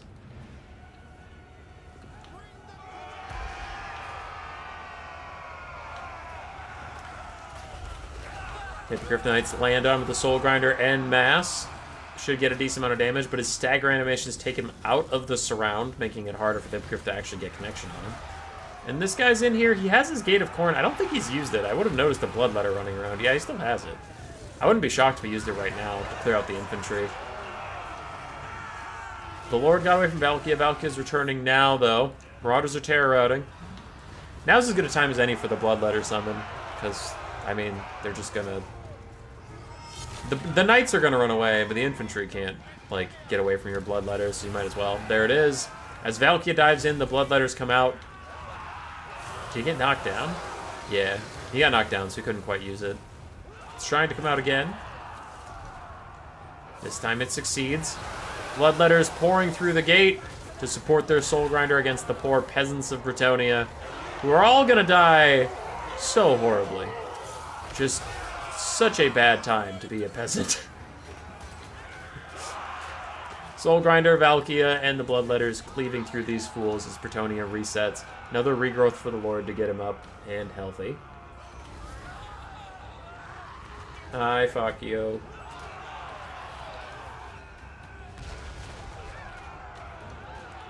Everything's routing as some Knights of the Realm are going to start to run away. Hippogriff Knights and the Lord. I keep wanting to say Alberic because I'm just not used to it being a basic Lord. Anyway.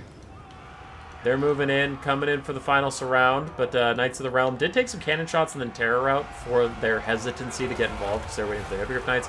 But here it is, the final fight. Deadly Onslaught and Sword of Anti-Heroes is out for the Lord, but the Horn of Khorne is down on the other side, giving all these guys extra melee attack. The Bloodletter summon fades away and is just the single entities versus the Hippogriff Knights, who have taken a lot of damage, who are heal-capped almost. I mean, I guess they can get like another half of a health bar, so I shouldn't get ahead of myself. But the Soul Grinder is surprisingly good at taking out cavalry. I still don't think it's a good unit, but I did have some functionality in it versus Empire right after the DLC, because it could deal with Knights of the Black Rose relatively effectively. So it's doing a little bit of damage here to the Hippogriff Knights and the Knights of the Realm, doing some decent stuff, while the Cultists, the Khorne, and Valkia team up on the Lord, who is also very close to his heal cap, and even brings in the Damsel of Life to get some work done here where she can. Soul Grinder's holding on to its leadership for now. Khorne has used a lot of army abilities, but they've also gotten a lot of kills, so I wonder if they have a tier 2 to make this thing unkillable. That can be really nice for a single entity on its way out the door. It's starting to demonic instability crumble. No, it rallies for now, and Valkia is over here to help it out. There's the demonic instability coming in, and a rear charge should seal its fate. No, it rallies. No, it's not. No, it rallies. No, it's not. The Knights of the Realm both pushed away. Soul Grinder's back. It ain't give it up. And then it dies. But it did get rid of the Knight of the Realm at last. Cultist is going to go get a good hit on the Damsel, but I just don't think Valkia can fight the Lord and the remnants of the Hippogriff Knights all on their own. Does throw out a Demon Shield to give it her best attempt.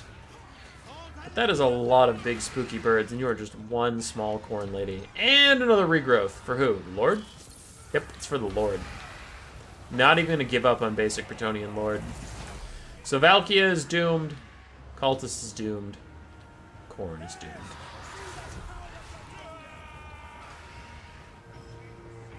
What up, Nardu? Duke Lord the First. Stay Ike. I like that. Also, I feel like I haven't seen you for a while. Hi.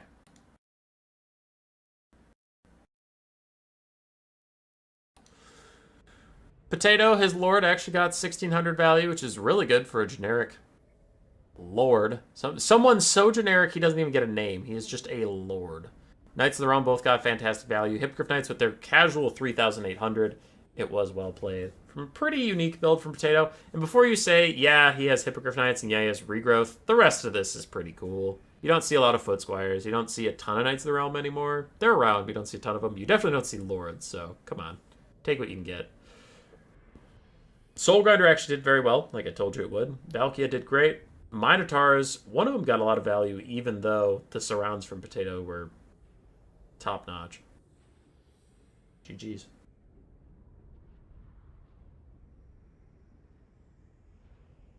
How do you think the Warpstone Cup went? So here's the thing about the Warpstone Cup. Trash. No. What do you want me to say? What do you want me to say? Because if I tell you the truth, you're going to get mad at me because I'm going to bum you out. But if I don't tell you the truth, then I'm lying to you and you're going to get mad at me because I lied to you. So there's no winning here. Let me just find... There we go. Let me find that, and then I'll answer your question. How'd the Warpstone Cup go? It depends on your metric. Right. So... It depends on your metric. The finals were really, really good. The games are really good. The players seem to have a good time. More people had fun with the tournament than had complaints about it. Some people had complaints, but you're going to get that. With 127 people, maybe like 10 had serious complaints about the tournament. So like 117 people overall had a good time. The community seemed to like it. The viewers seemed to like it. So there's all the good things, and that's most of it. That is most of it. One thing that does give me a bitter taste, and it's well, two things went wrong with the Warpstone Cup in the end. CA kind of bailed. Like, they let us on our channel, and I'm not trying to be, like, unappreciative, but they didn't post anything about it on their socials like they said they would. And they moved us from YouTube, where my entire audience is, to Twitch at the last second, which made it very hard for me to try and convert viewers. And part of this, right? I did want to host a good tournament, and I did. I did want to host a big tournament, and I did. I did want to get some good games and make some good content, and we did. So I completed those objectives. But one objective was to try and grow the channel, to get on a mainstream CA channel and get in front of people that don't know I exist, show them a good time, show them that they could join our channel and get more land battles and stuff like that. And that objectively failed. We got 450 viewers average at any point in time on Twitch, which is 5 or 6 times my average. And I think for that day, for the whole day, I got 9 subscribers. And the day after, I got 17. And for context, my average is 22. So our channel's on a downswing, which happens with YouTube. It happens. That I'm not worried about that. We go up and we go down. We go up and we go down. But the average is in the mid 20s, so we're below average, which means pretty much none of those Twitch viewers came over, which just sucks. So it depends on your metric, right? I really wanted to grow the channel. I put a good amount of money and time into this tournament, hoping it would grow the channel, and it didn't at all. So I am very sad about that. Like, I can keep them separate, right? I can acknowledge it was still a good tournament. I can acknowledge it was still a good time, and that can be in a separate box. But I can also have this box that's really upset. You know what I mean? So that's how it went. So it seems like most of the people that showed up either didn't subscribe, or it was all people already subscribed to my channel, just had a bit of a celebration, like a party of, yay, let's watch this super big tournament, and that's awesome. And I'm glad. I was hoping to bring more people into the fold, and it doesn't seem like that happened. Alright, any other people you haven't cast? I've cast Potato and Vape Addict at one point. Cast both them at one point. I don't know if I've cast Siegfald. I think I've cast Necrotoast. I think we did. That one, I don't think that's from this tournament. I don't know. I'm gonna delete it. And if I wasn't supposed to do that, then I'm a bad person, and I'm so sorry. We've cast Free Rio and Yashkov. There's Siegfald again. I haven't cast him. I know that. Well, I think I know that. Okay, so it looks like we only have 2 games left. Possibly Necrotoast. Definitely Siegfried. Let's do this. Let's do the Wood Elf Mirror. Fuck it.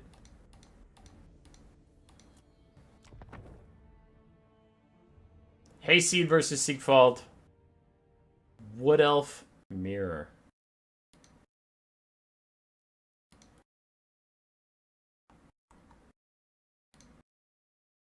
Is Humboy saying he can't handle the truth? Maybe.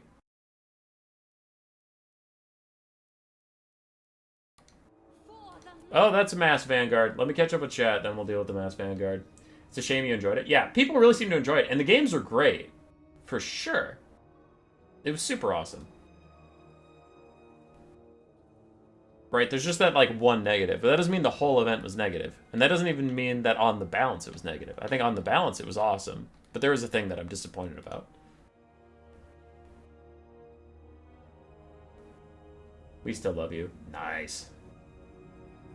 How can we send you more money? Patreon or the YouTube or PayPal? I have a PayPal. It's on my Discord somewhere. Fun to play, though. Dude, it's a new player tournament. That's what it's all about. It's just about fun. You haven't cast Nardu yet? Nardu wasn't in his tournament, but let's get into it. For the Wood Elves here, on one side, we have Glade Riders, Dryads, and then the Wild Hunters of Kronos, Wild Riders as well, Winterheart Guard, and a Spellweaver of Life with Awakening in the Wood and Earthblood backing them up. So it's like Cav and Infantry, no Archers. On the other side, another Mass Vanguard, Wraiths of the Frozen Heart, and other Dryads, some Glade Riders, but the Enigmas of Ghyron, Loix Tricksters, and War Dancers. And I'm guessing that that's Hayseed's force, because I forgot who was who in the loading screen, but I'm guessing this is Hayseed because of the Enigmas on one side, so then, you know, process of elimination can help you out there as I check back in on chat. Anyway, yeah, so I'm guessing Siegfried is red, but I don't remember from the loading screen. That would be weird if Hayseed all of a sudden abandoned the Enigmas the same game that Siegfried decided to pick them up. The cavalry are piling into each other at point-blank range, so neither got a real good charge off, and I dare you to figure out who is who in that fight. The greens and the reds are fighting it out. It looks like the reds are maybe winning. Maybe. They do have more Wild Riders. If the Wild Hunters of Kurnos could wrap around and get a good rear charge on the Enigmas, that could be huge, but it doesn't look like they're going for it. They're just backing off as the Life Caster flies up above. She's maybe going to dive the Beast Caster. She looks like she's going for it. Yeah, she is. Eagle! Nice job, Eagle. Good landing. But we have Wild Riders crushing this flank. Already a Dryad is routed. A Glade Rider is about to follow, but War Dancers are piling in. Definitely don't want that fight to go on too long, or the War Dancers will start to get their value. And you don't want that. The Enigmas of Ghyron did win that little minor flank fight, and the Wild Riders never committed to it, so it's not that big of a loss for the red team. They just lost some chaff cav, which that's a sentence now, but yes, chaff cav. Some of these Wild Riders need to opt out of the fight with the War Dancers and need to rear charge them or something, but they definitely do not want to grind with those guys. Most cav never wants to grind with infantry, because infantry's whole job is outstatting you if you stand still, so can't do that. Nice rear charge in for the Wild Riders, though. So in one side I have criticisms, but on the other side I have only kind things to say as, oh no, Enigmas are here! Run! Run, run, run, run, run, run, run! Run! No! No, don't let them surround you, no! No! Wizard's Wildform is out! Run, Wood Elf Lady, run! She's not running. She's staying. Oh god, she's staying and she's dying. She overcasted something. She overcasted an Earthblood on those guys? You dare overcast Earthblood on them while you are getting murdered by the Enigmas? No! She's dead. She's dead as hell. But in come the Wild Hunters of Kurnos, and if they did an open charge on the Enigmas with no support around, they could do a decent amount of damage, but I guess that works both ways, as the Enigmas are also vibing. Flesh to Stone, plus their magic damage reduction aura or whatever, makes them nearly impenetrable to the damage of the Wild Hunters. The Wild Hunters are pushed away. This flank is still going well for the red team. The center appears to be going slightly green's way. And then this flank is a disaster for red as they bail out of there.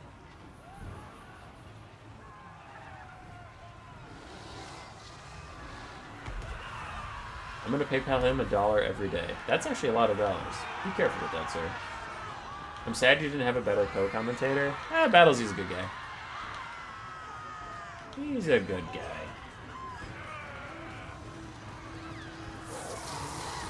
Don't bully people. Bullying's mean. Unless it's me doing it, then it's fine. Then it's funny. Wild Rider's trying to just cycle charge the way through, but the Enigmas are just this unstoppable bowling ball that is slowly moving around the battlefield, and wherever they go, they win. They get into another fight with the Wild Hunters. The Wild Hunters lose their magic damage. The Wild Hunters lose their lives. Zotes! Wow, did you just say Blood for Cain? That's fucked up. You're not a Dark Elf, you can't say that. Red's not giving up just yet. Still getting some cycle charging in. Still getting some rear charges. Big old surround onto these infantry. I just don't know what they're going to do about the Enigmas. And green still has a decent amount of infantry around. They're looking pretty tattered, but with a full health Enigmas, Blade Rider's chilling too. That can run off anything. And that is a nasty Flock of Doom Overcast. His army losses procs. I don't blame it. I would proc too.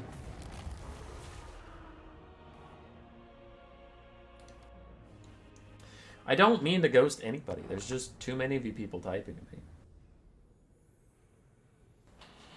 No shade to Battlesy, but he's a campaign guy. Was out of his depth, and it showed.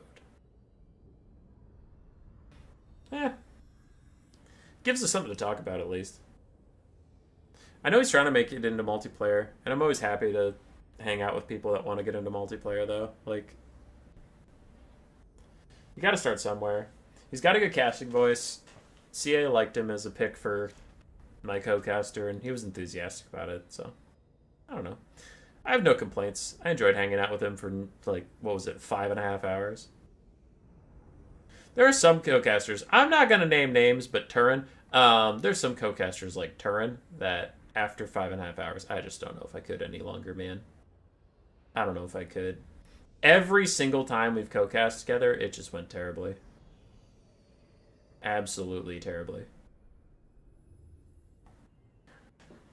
Before you get mad at me, the joke is I've never co-casted with Turin, so it's not real. It's okay. No, I haven't. I don't think Turin likes co-casting.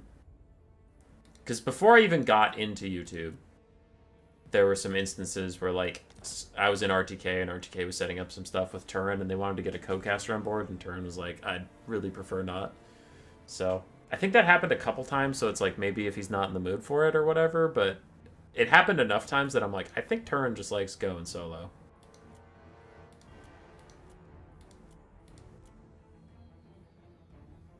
I thought Turin was going to be his co-caster. I didn't ask him. And here's why. I'm going to go through these and just, like, while I'm talking to you, I'm going to delete any that I don't feel like casting right now, and then we'll cast the ones that look cool and go to bed.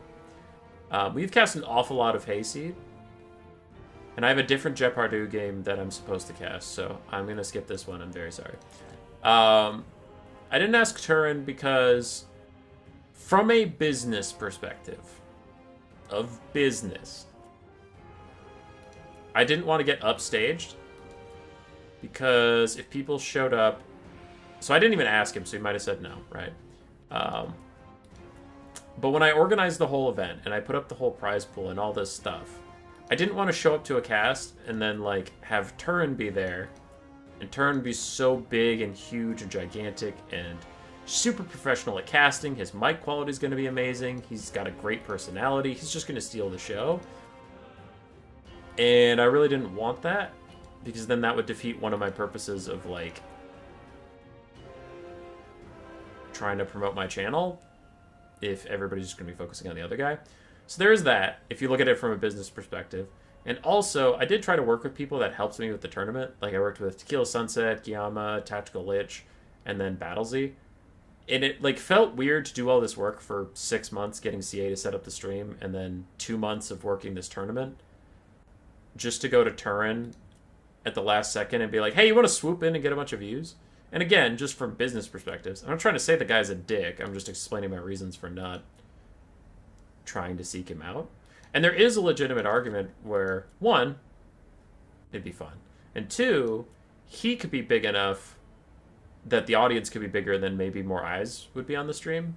Maybe. But at the time, I was like, well, if we're going to be on the CA YouTube, which, again, at the time, that's what the deal was.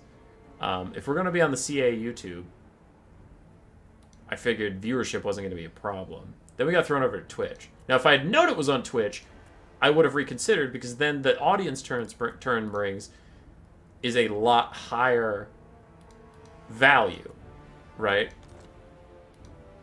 But I didn't know that. I thought it would be on the YouTube, which has 5 times as many subscribers as their Twitch, and it's the platform I'm on, making transfer easier. So in hindsight, maybe I should have asked Turin, and he might have even just said no. But in hindsight, I might have. But that's why I didn't, was the lead up to it, right?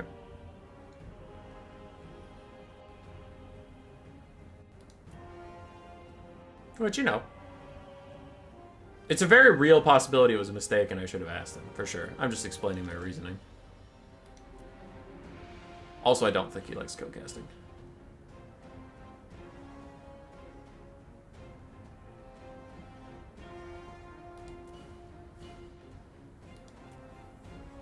I need to cut down some of the... Oh, that's 5 Famir. You can't cut down on 5 Famir. Is that... Okay, that's a gray one, so we'll cut out this one. But that's Sieg. I haven't cast a lot of Sieg. Yashkov and Free Rio. Alright, let's start casting some of these, and then I can just get on with it.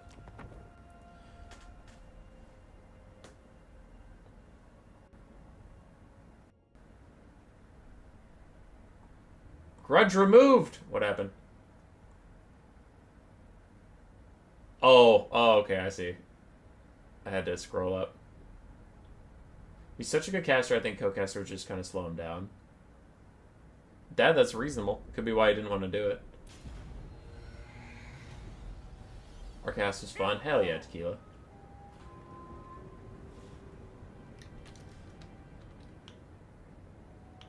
Gotta have a council. No. So there's things, when you're a YouTuber, when you're trying to do YouTube and you're trying to grow your channel, so you sometimes have to make business decisions, not like friendship decisions. You know what I mean? Where it's like, and again, sorry, I'll stop talking about this in a second, but I like talking to you guys. Again, if I was going pure for the bro, right? Then I should have done the finals with Tactical Lich or Tequila Sunset, because they helped me the most with the tournament. They're the friendliest to me all the time. Like, it's not that Guillaume or Battlesy are bad people. It's just like I talk to Tequila and Tactical Lich more, but their audiences weren't big enough to like really justify throwing them on the CA stream, and CA didn't know them well enough as like a known quantity, so they were like kind of like, oh, we kind of know those names, but we don't know how good of casters they are and that stuff. So it was like, so I had to balance that. So it's like pure bro factor, I should have gone with Tequila Sunset or Tactical Lich for the finals, and pure viewership and star power, should have gone with Turin. And Battlesy was a nice middle ground where it's like, he has some star power, he has a campaign audience of, I think his channel's around the same size as mine, but it's an entirely different audience. So I'm still exposing myself to a different audience. I'm getting a caster CA knows. I'm getting a relatively big caster, but I'm not getting overshadowed. So that was the decision, right? So sometimes you got to do what's best for your channel, not necessarily what's like the coolest or whatever. And that's just like reality. I'm sure Turin has done that stuff to get as big as he is. I'm sure he's made some business decisions rather than just like whatever he wants to do. Now he's big enough he can do whatever he wants to do, but before then you gotta play the algorithm game. You gotta do what you can. It's a hard Scrabble world out there. But I digress. We have a game. Vampire counts between the Wood Elves. Not Wood Elves. Just Green Tomb Kings. Alright, Green Tomb Kings. What up? Skeleton Spearmen and Nakar Warriors, backed up by Skeleton Archers. We have double Kitty Cats of Doom. Cetra the Imperishable, with Usirion's Incantation Vengeance and Jav's Incantation Curse Baits. Sphinx of Usef, too. Arwar, Anti-Large, Spooky One. Chosen the Gods, Two Guard with Halberds, and Eyes of the Desert in the back. For the Undead, if I believe Trogdar. So I think he was the only one playing Vampire Counts. Yes, this is Jepardu and Trogdar. Triple Blood Knight, Sternsman, other Graveguards, Skeleton Warriors, Skeleton Spearmen, Zombies, Heinrich Kembler, a Corpse Cart, Unholy Lodestone, and a White King, with the Dire Pack in the distance. Vampire Counts take the point quickly and force the Tomb Kings to do something about it. As these Skeleton Warriors are getting cycle charged by Blood Knights in the distance, Cetra and his other big kitty cat coming out to say hello. Blood Knights do not want to fight the Sphinx. Earlier, when the Mutilith Vortex Beast got surrounded and took a ton of damage, yeah, this ain't that. The Sphinx of Usef has a ton of armor, higher melee defense, and it will body the Blood Knights so quickly. So the Blood Knights want nothing to do with it. Meanwhile, in the distance, Blood Knights and Dire Wolves getting good damage on the Eyes of the Desert, and then the Skeleton Archers are probably next. Again, it's cute that Skeleton Spearmen are going to try and defend them, but Skeleton Spearmen are not nearly enough to do so. So Chosen of the Gods are getting some free shots in. They're running out of ammo, though, and there's not a lot of great targets, as the Undead have set up in these trees. They are trying to aim for the Corpse Cart. It's a little higher profile. Maybe they can hit it easier. Kemmler fighting with Cetra the Imperishable for a bit, and Cetra decides to walk away, and ooh, yeah, alright. Remember when I said the Blood Knights needed to avoid this exact situation? They need to avoid this exact situation. Usarian's Incantation of Vengeance, plus a nasty charge from the Sphinx of Usef, and they need to run away. They are on fire, so that Invocation to Heck healing is halved for a little bit longer. Krell is out from Heinrich Kemmler, and his timer is ticking. Now, it is an absurdly long timer, but it is still ticking. He just wiggles his axe and runs at the Necro Sphinx. Dude, it has like twice as much speed as you. You can't catch it. Alright, Cetra's back in it. Fighting some Graveguard as the White King is nearby, trying to help out a little bit. And the Chosen of the Gods are about out of ammo. And the Necro Sphinx decides to just throw Krell a bone and fight him anyway. Knocks him down. Blood Knights are getting onto the Chosen of the Gods, but we have much more important things to watch as Krell. Krell fights the Necro Sphinx. I mean, it's a bro move for it to stop and fight him. It could have just left him here, but Krell's still getting knocked over all the time. Sepulchral Stalkers are dead. One of the Skeleton Archers is dead. It looks like the Chosen Gods will be soon, though. Some Tomb Guard with Halberds are getting decent return damage, and the Blood Knights might be dying for their transgressions. Vampire counts are up on the balance of power, as a Wind of Death comes out from Heinrich Kemmler to do a little bit of damage to the Skeleton Spears. Alright. That's fine. Undead. Undead. Which one are you talking about? The Tomb Kings are running out of infantry near the front line. Still an awful lot of vampire counts to hold that point. And Krell might not get to see the end of his timer, as the Necrosphinx is beating him up with still a minute left on the clock for him. Chosen of the Gods slowly crumbling, not that it matters, they only have 2 volleys left anyway. And Krell naturally dies. Not something you expect to see. Krell never dies, he always waits out his summon.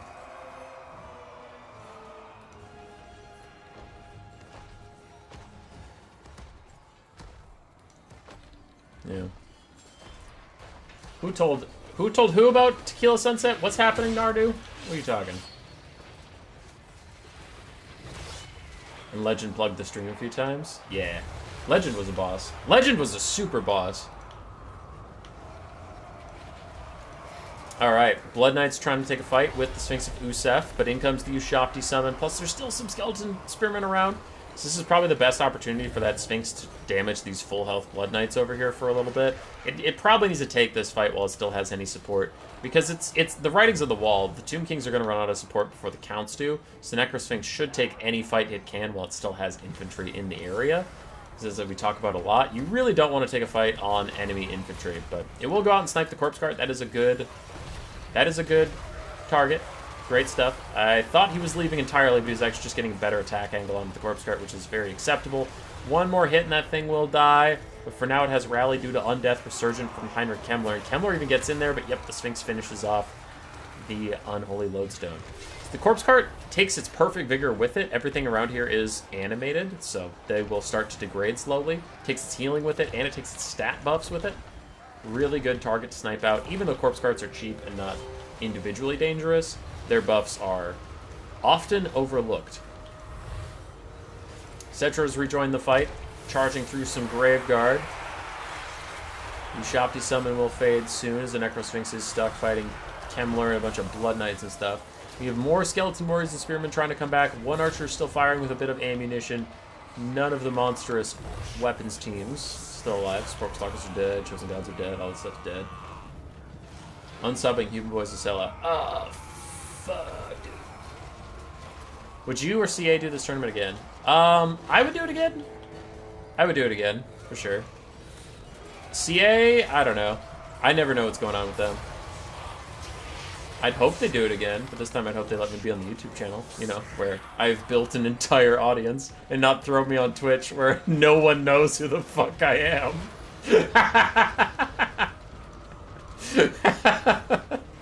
All the Twitch Warhammer viewers are like, who the hell is this? Alright, Cetra's trying to charge through. Getting some decent damage down. The kitty cats are really good at charging through infantry and being disruptive, but they're not actually great at, like, killing infantry. They're decent at it, but not great. So it's not like the Tomb Kings have a bunch of infantry killing power left. Archers are still trying to fire in. Blood Knights are nearly heal capped. White King and Kemmler are fine. And the Necrosphinx is killing off a different Blood Knight in the distance. But I don't know if the Tomb Kings can clear the point. Still have the Sternsman. Still have a zombie summon. And it's a summon. So we still have the Sternsman here. Actually, yeah, the Counts are running out of gas. That's a summon. Cetra and the boys are cleaning up.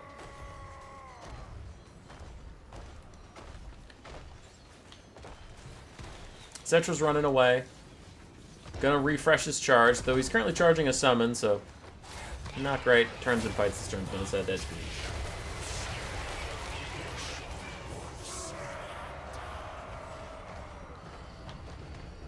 Nodding like the VOD is on their YouTube. Yeah. Well, I put the VOD up on my YouTube, so if you haven't seen it, just look at my videos. It was like 2 days ago's video, and then it's in the Warpstone Cup playlist, so yeah. It's on YouTube if you want to find it. The live stream just wasn't. Blood Knight's getting murdered by Cetra and the other kitty cat, but that timer is ticking down. We still have Sternsman holding strong. Zombies are about to die. That summon has 25 seconds. Those Graveguard aren't looking so hot. And Cetra and the Necrosphinx are still trying to clear out this area, but Kemmler is proving to be very tanky. And those infantry are a big problem. The Everchosen Co. was always on YouTube? Yeah. Well, that's like I said, our original conversation was to do it on YouTube. I don't know why we went to Twitch last second, but it happened. Sternsmen are heal capped? Pretty much. They're effectively heal capped. And Cetra is doing big damage to them. And the Tomb Kings are actually starting to take the point a little bit. 50 seconds. Seconds? Is it 1 per second? Yes, 50 seconds left on the timer. Skeleton Spears and Tomb Guard with Halberds closing in on the point. A little bit more red coming up on that Conquest point. And Kemmler takes a big shot of damage.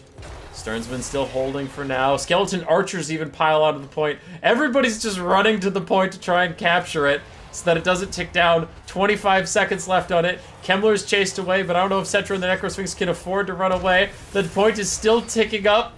18, 17, 16, 15, 14, 13, 12, 11, zombie summon, 10, 9, zombie summon doesn't have any capture weight, 8, 7, it's getting more red, 6, 5, 4, 3, 2, 1, and the Counts hold on just long enough. As the point was being taken from them, they were running out of infantry, and I don't think Kemmler could have killed Cetra and his other cat. Would Varghulf trade well into the Sphinx? They're weak to fire damage, so no, the Necrosphinx would beat them up. They would trade well into Cetra's Sphinx, but not into the Necrosphinx.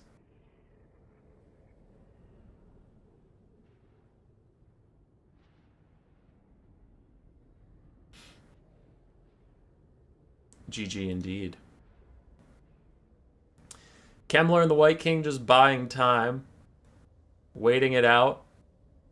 The Blood Knights, 2 of them got really good value. 1 got roasted, but even the one that got roasted did okay, honestly. For Jepardu, both of the cats did great. 3,200 on the Necrosphinx, 4,300 on Cetra. I've been enjoying Cetra a lot since his buffs. I still think competitively Arkan is actually just better, and Katep also has a niche, but I think Cetra is viable now, and that's nice. Sporkle Stalkers got shit canned by Blood Knights, but the Archers and the Ushabti did fine. Alright. We can get rid of very good allegedly. So let's focus up. Phoenix versus Grey. Or there's Quirk versus Grey. I wanted to cast the Alpha Mirror.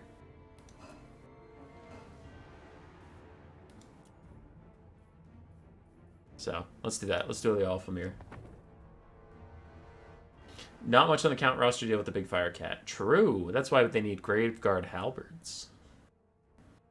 Which I know people complain would make their blobbing more intense. That's true, but I still think they need some kind of anti-large armor piercing. Could give Blood Knight's armor piercing, but that might be a bit much.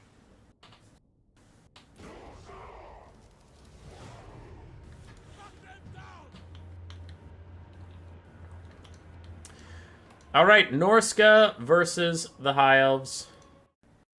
Greyheart versus Vape Addict.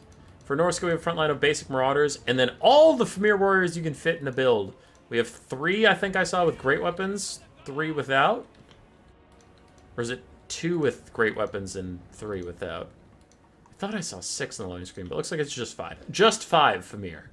Then the Beast of Tashnar, Wulfric the Wanderer on horseback with Sword of Torgal, the Hunter of Champions, Fight or Die, and Seafang. And then we have a Deathcaster with Fate of Bune and Spirit Leech. On the other side, for the High Elves, we have Tyrion, Faint and Riposte, Stand Your Ground, and Sunfang, along with Foeseeker in his heel. Rangers, Swordmasters of Hoeth. Hello, Swordmasters, marching forwards. Some Silverhelms, some Archers, more Silverhelms, more Spearmen. Do we have the Fireborn? We do have the Fireborn in the very far back. We have a Metalcast with Final Transmutation and Searing Doom. I am already worried that the Fimir will be very hard to deal with. These Archers won't do much damage to them with their insane missile resistance until they fall below half HP. And then if most of your killing power is Cavalry, Monstrous Infantry with Armor Piercing are usually pretty good against Cavalry.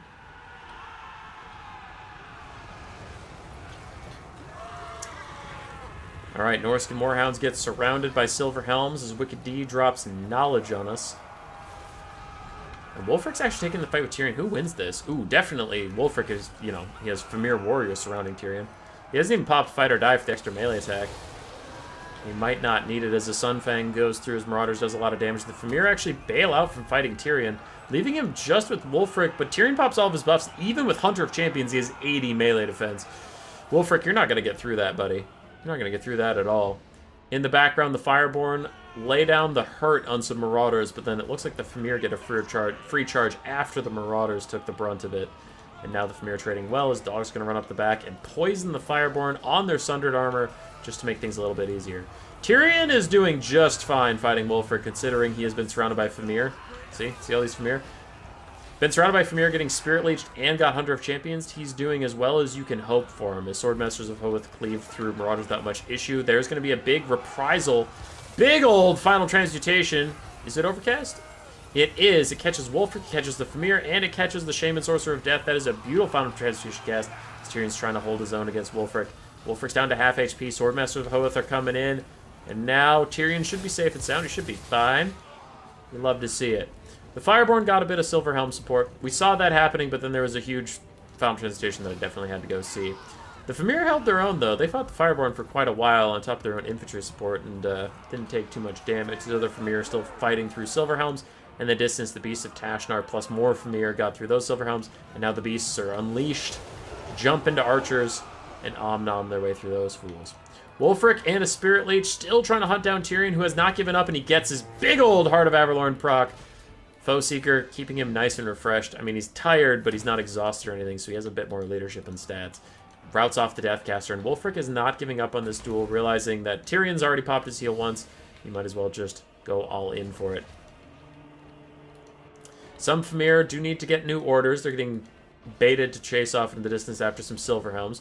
And Wulfric is still trying to duel Tyrion. He's getting a couple rear attacks as Tyrion constantly pushes over this this Deathcaster and ignores Wulfric. He might want to take Wulfric a little more seriously, and just as he does, he gets a big shot off onto him.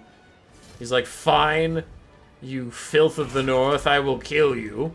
Hunter of Champions comes down just as Faint and Riposte is up. That means Stand Your Ground probably isn't that far behind. And the Mage of the High Elves takes up the fight with the other Mage, but Wulfric's honestly doing decently, even though Tyrion has been disrespecting him for most of this battle. Elsewhere for the High Elves, Fireborn are trouncing some Fimir. Looks like they actually charged the Fimir this time, but there's still more Fimir. There's always more Fimir. And the High Elves are kind of relying a bit on Swordmasters of Hoeth, which, if you've ever relied on a Swordmaster of Hoeth, you'll realize why you shouldn't do that. And Wulfric put on a good show. He did his best, but Tyrion did eventually beat him not really shocked there. As the Beast of Tashnar, think about charging Tyrion, then actually just go for the mage instead. That's a better choice. 40 melee defense is still pretty high, but her much lower armor means the dogs will actually tear her apart. And you could honestly distract Tyrion and let Wulfric rally just because Tyrion has to come save her again. His leadership's so low, though, he might just go off the map regardless. How we doing elsewhere? Fireborn got routed off by something while I was watching the Lord duel.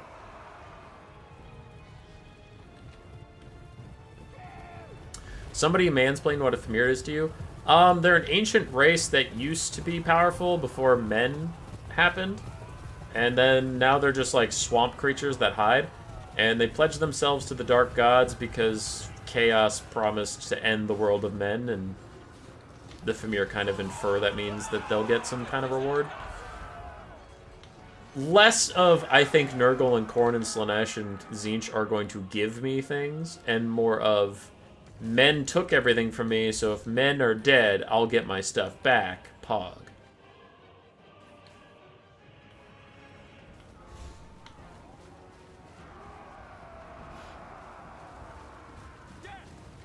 Yeah. Hayseed got it. Also, they have one eye? Yes, they are Cyclopean. The Swordmasters of Hoeth that were oh so healthy not that long ago did just get instantly bodied by Fimir.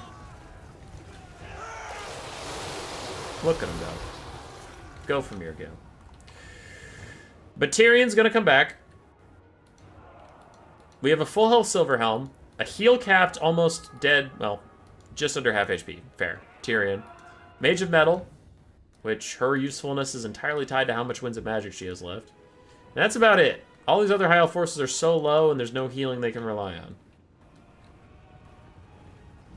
I'm going to fast forward just as these sides are regrouping. There we go.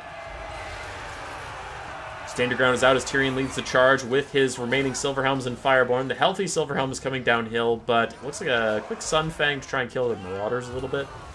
Just get some decent little poke onto them. Does our Metal Mage have any Winds of Magic left? Because a Searing Doom would do a lot of damage right here. Final Transmutation would also be fine. It looks like a Final Transmutation is what's happening. Is it Overcast? Yup. It is. There's still a full health Fimir with Great Weapons that's not even in the Final Transmutation. And there's another full health, well, 2/3 health Fimir that is in it. So I don't think this is over just yet. These other Silverhelms are starting to run away. Don't want to fight the Fimir with Great Weapons. The Hives are routed. Regular Fimir coming in to fight Tyrion. Without bonus versus large, though, they might have a hard time getting through his insane stats. Tactical Lich will love this Norska build? Yes, he would. Tyrion is now surrounded. The Great Weapons Fimir will be doing better versus him with their 25 bonus versus large. That really helps them get through that melee defense. You can see Tyrion is taking a significant amount of damage, and I actually think this balance of power is fraudulent. I think the Hives are in some serious trouble. Searing Doom could do a lot of damage on the Fimir all clumped up underneath it. Decent damage, but not as much as they would need. Tyrion's getting very low. Swordmaster's routed again, and there's still this full health Silverhelm to deal with, but if it doesn't act soon, Tyrion will be dead. It looks like it will not act soon enough. It did not call the number on your screen right now. Supplies did not last. Tyrion's toast. And with that, I think so are the High Elves. I really don't think a full health Silverhelm can kill 2 Fimir. Tyrion did escape. Less than 300 HP. Maybe he'll rally. His archers got a bit of fire onto the Fimir before routing. And I'll do another fast forward as sides regroup. Norska trying to chase off the High Elf archers. Well, the Hives chased off everything else, but the Silverhelms are in, and you're about to watch Silverhelms die. Tyrion did rally, so at least the Hives still have their leadership. There is another Final Transmutation onto these 2 clumped up Fimir. It will do some decent damage. It's also Overcast, but the Overcast damage does significantly hurt the Mage of Metal. Then again, her melee stats literally don't matter, so I guess it is worth it to take damage off her for the Overcast. Tyrion, 27 leadership while at less than 300 HP. I guess he will be here to the end of time. And wow, that did do a lot of damage to the Fimir. More than I honestly would have thought, as the other Fimir are routing away. And Tyrion teasing getting close enough to pop stand your ground for his Silver Helms. Doesn't look like he's going to just yet. And if these Fimir could just hold their leadership together, they'll win this game. But I guess they don't feel like it as they're getting closer and closer to routing. They get shot in the back from those archers they were trying to chase off earlier. And Tyrion does go and chase the other Fimir off. But yeah, the Fimir killed the Silver Helms. Without the Silver Helms, there's no extra mass. These Fimir just need to get their leadership together. They start walking towards the archers as the mage and Tyrion chase off this thing. Times 2 speed. Yep.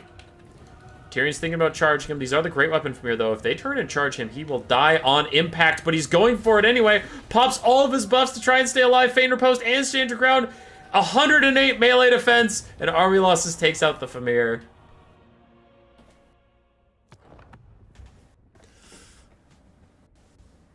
Tyrion too good. Fimir overall did quite well. Beast of Tashnar did well while the other dogs struggled. Marauders struggled a bit. Deathcaster and the Wulfric. I almost just said Norska, which I guess he is Norska. Wulfric did fine. Tyrion and his caster both did fantastically. 2,400 apiece. Real good. Swordmaster Thoth did solid. Silver Helms, more mixed, but the one that stuck around to late game did well. Fireborn did well. GG. Avenarian, wielder of Sunfang. Yeah, Jeopardy gets it. Aetherian, that's been a while. Hello.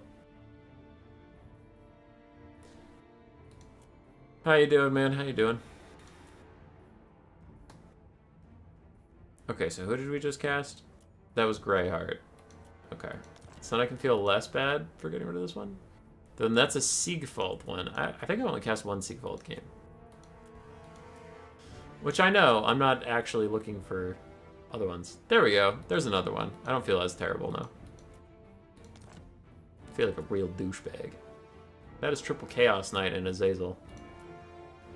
Okay, I want to cast that one. I want to cast that one.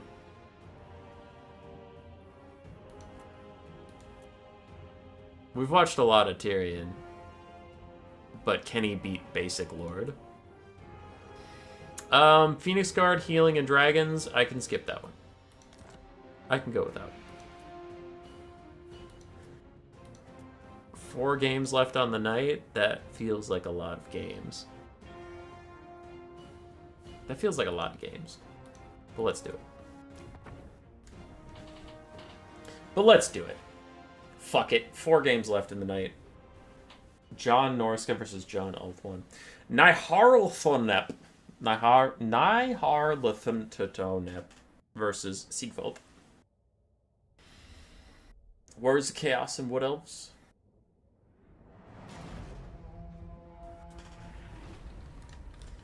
For the Wood Elves, we have 3 Deepwood Scouts with Shiver Shards, Ariel, Tempest, and Apotheosis, plus her Berry Wine thing. Eternal Guard around there, 2 Great Stag Knights, and a Glade Lord with his Helm of Discord up on his dragon. The other side for the Warriors of Chaos, we have Chaos Warhounds with Poison, a whole bunch of them. Triple Chaos Knight with Lances, Azazel with his Rampage and Lash of Slaanesh, then Forsaken, Chaos Warriors, and Marauders.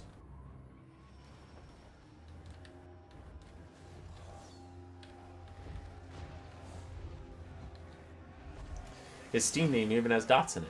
Joke's on you. I'm not smart. I really want to see a Tempest to slow Azazel down right in front of the Deepwood Scouts, but it looks like that's not going to happen because now he is out of range. But in the future, that could be pretty good, as Pavane of Slaanesh tries and takes these Deepwood Scouts out of position. 7 seconds left on the Rampage, but so far the Eternal Guard are moving up to try and keep covering them, as the dogs pile in to try and get to those juicy Deepwood Scouts in between all the Eternal Guard. Apotheosis can even try and heal them up. As the Dragon Lord is coming over, but this could be a disaster. There are a lot of Chaos Warhounds all in the same spot. Nice side charge in from the Great Stag Knight. Now the Terror of the Dragon will take the rest of them out. So they're all running away.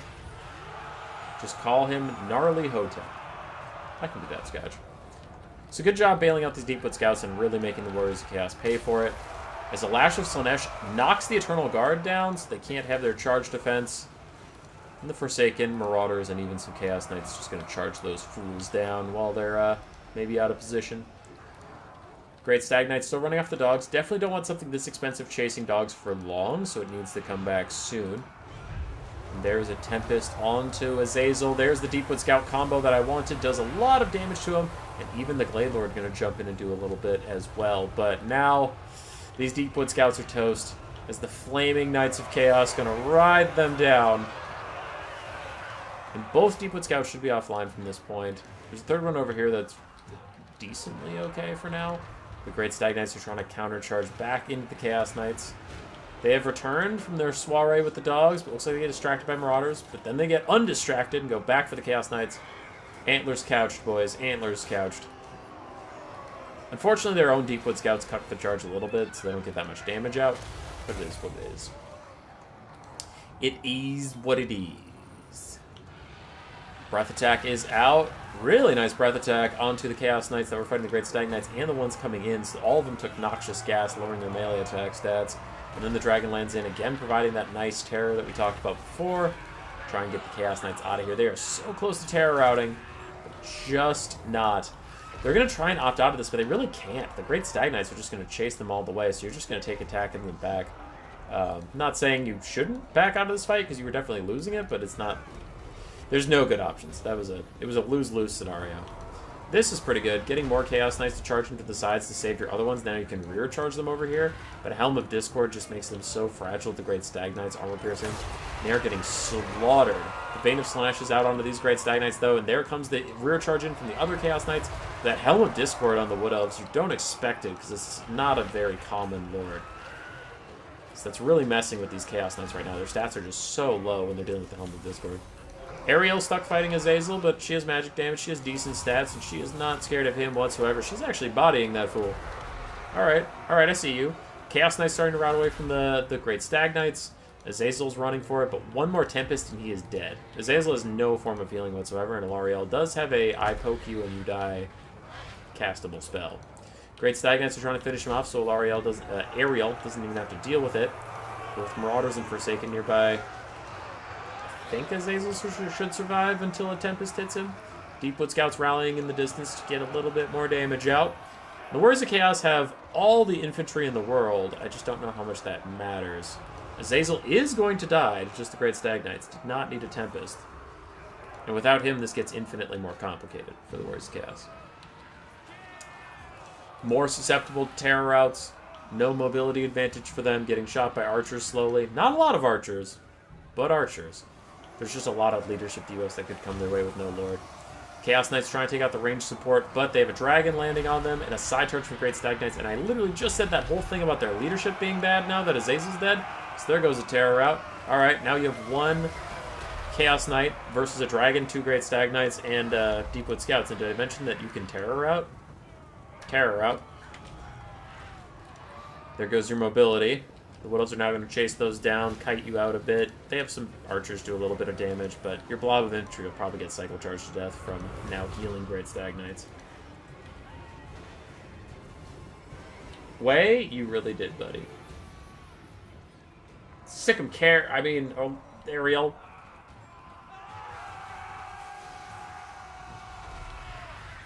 Dragon Lord is charging through some stuff while I read chat and take a sip of my water.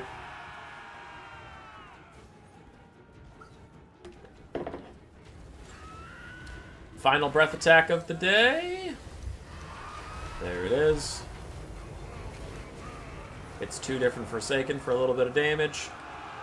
Army losses is imminent as the Great Stag Knights charge in to rout off these Marauders. I think if that Marauder routes, army losses will hit.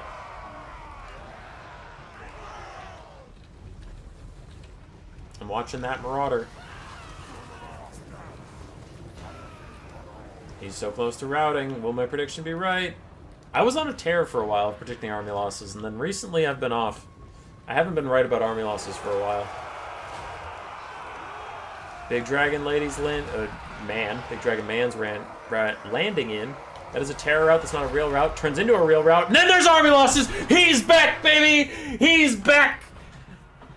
He's got the crystal ball out. He could see when army losses is coming.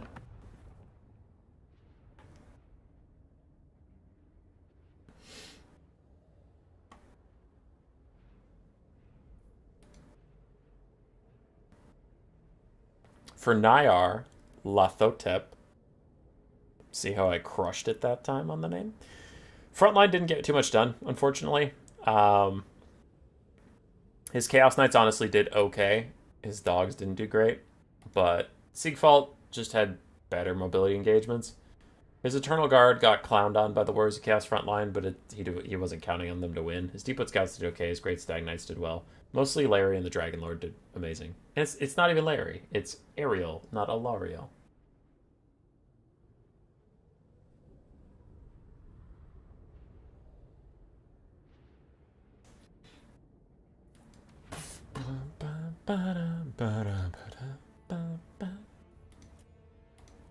Boom. Alright, 3 left on the night. I can't imagine this will be a long game, one way or the other. We have Yashkov versus Free Rio. Free Rio taking a similar build that we saw earlier in the day. Still no caster. Nakai, but no caster. What are you doing? Human Boy just has a button on his desk to trigger army losses.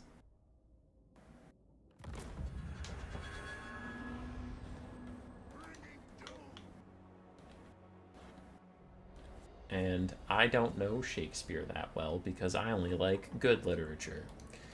Alright, for Yashkov and the Demons of Chaos, we have Zwarik, blue and pink fire for him. Soul Grinder of Tzeentch for a bit of sniping, Shrieking Sky Rays, Sour Guts, and Blue Horrors, a couple Bloodletters of Khorne, some Fleshhounds, and 2 Fiends. On the other side, for Free Rio, Nakai the Wanderer, Saurus Spears, Crocscores, 2 Salamander Hunting Packs, and a Feral Dreadsaurian. No mage to be found, but what is this? Chameleon Stalkers? Chameleon Stalkers. Any spicy matches so far? I think there have been like 3 or 4. 3 or 4 pretty good ones. Blue Fire is out. Soul Grinder is doing some kiting. And in the interest of I need to go to bed at some point, I am going to fast forward through the kite phase as the lizardmen slowly advance and get shot.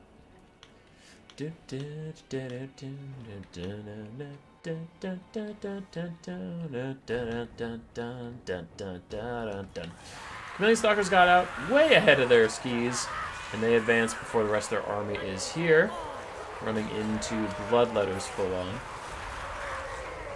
And putting on an admirable performance, but they are definitely dead.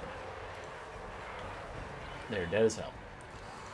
Salamanders are now in range to start counter-firing back a bit. Looks like they're shooting at the Shrieking Sky Rays. They have just about gotten through those barriers, but it is hard to hit those disparate little Manta Ray models. Skink Oracle might have actually been good in this build. Maybe. And the Dreadsaurian is through. We have some pink blue fires poking at the source a little bit. Pink horrors firing up and over the lip of this desert down into the Crocscore blob. Trying to take out those guys as Fiends run rampant through the backlines with some Fleshhound support. Already taking out 1 Salamander Hunting Pack and going maybe for another, but they want to be careful. Don't want to take too much of a fight on top of Saurus Spears with Nakai nearby. Fiends with their extremely low armor would not like to sit on Saurus Spears. It's not their jam. Meanwhile, the Dreadsaurian eats up the Sour Guts. Their little explosions as they die mean literally nothing to him. As he gets Gaze of Faded, bringing his melee attack down to 12. His Blue Horrors turn to fire at him, but I don't know if there's too much other follow-up. Soul Grinder's not aiming at him, and Blue Horrors are not going to really do much DPS to this guy at all. Fleshhounds die in the face of Nakai. And the Fiends surround Crocscores. Still trying to get rid of him. Crocscores, hardy folk in the leadership department. It's not like they're going anywhere just yet. The Sour Guts are still being eaten by this Dreadsaurian. They just don't care. Crocscore's caught up to the Soul Grinder of Tzeentch. These are not anti-large creatures. They're just armor-piercing. So, Soul Grinder will do okay. Nakai gets a fight with Zwarik for a bit. We have a bunch of isolated duels going on. Just a bunch of people seeing who's the best at this. As these Crocscores are still holding in the middle of all these Fiends. And Bloodletters. No support for them. We have Saurus nearby, but not, like, actually helping them as the Croxcores just stand their own against all these demons. They don't care. There they go. They're finally routed. Is the Dreadsaurians not doing as well against Sour Guts as I would have imagined? Oh, some Fiends came over. Okay. Only a Saurus Spear support nearby, but yes, Fiends did come over. Cheating. Make it not a true 1v1. More Fiends trying to help out these Croxcores over here. Well, help out the Soul Grinder against the Croxcores, I suppose. Sour Guts are almost finally dead. Blue Horrors have run out of ammo and committed to the low ground where they are fighting some Saurus as other Bloodletters go to fight other Saurus. I feel like the Bloodletters will trade up into Saurus, even at their low HP values. They'll trade up, maybe if not win. Chameleon Stalkers are out once again as Saurus Spears have gotten here to support the Croxcores. Fiends taking some damage on the high ground as the final net of Tzeentch comes out on the Feral Dreadsaurian. That is the third and last one. So, he'll be okay. Blue Fire hits him. It's impossible to miss that big old body. Can the Lizardmen continue to hold on? Now, one of their few advantages, these Salamanders in the turnaround, one of their few advantages is that they are mortal while they're fighting demons. So as the demons get into the late game, they're a lot easier to demonic instability crumble and just like an entire unit takes itself off the map. But it looks like Lizards are falling further and further behind as the Pink Horrors are now shooting into the Feral Dreadsaurian. And Nakai, of course, holding his own. But the Lizardmen didn't bring a caster, so there's no healing for them. Nothing like that. And the Sally's actually getting some decent damage on the Shrieking Skyrays. Might get them to Demonic Instability Crumble soon. That's a good volley. Now I'm invested. You guys shoot again, or you're just gonna die? Oh, you're just gonna die. Rip. Rip and pepperonis, my friends. Last of the holding Saurus. Look like they're gonna tear her out soon. Oh, it's a natural route. Nope, never mind. They don't route from anything. Nope, yes they do. Nope, nope. Yep, nope, nope. Without Saurus, it is just the Feral Dreadsaurian and Nakai. They've almost killed a Fiend, they've almost killed a Blue Horror, they've almost killed the Sour Guts, but almost only counts in horseshoes and hand grenades, and that is almost army losses. Which is a little bit better.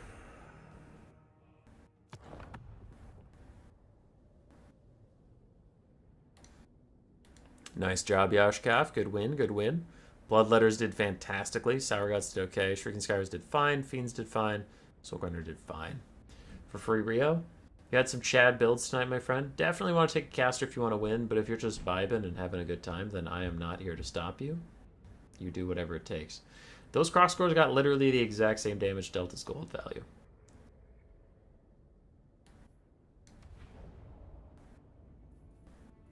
GG.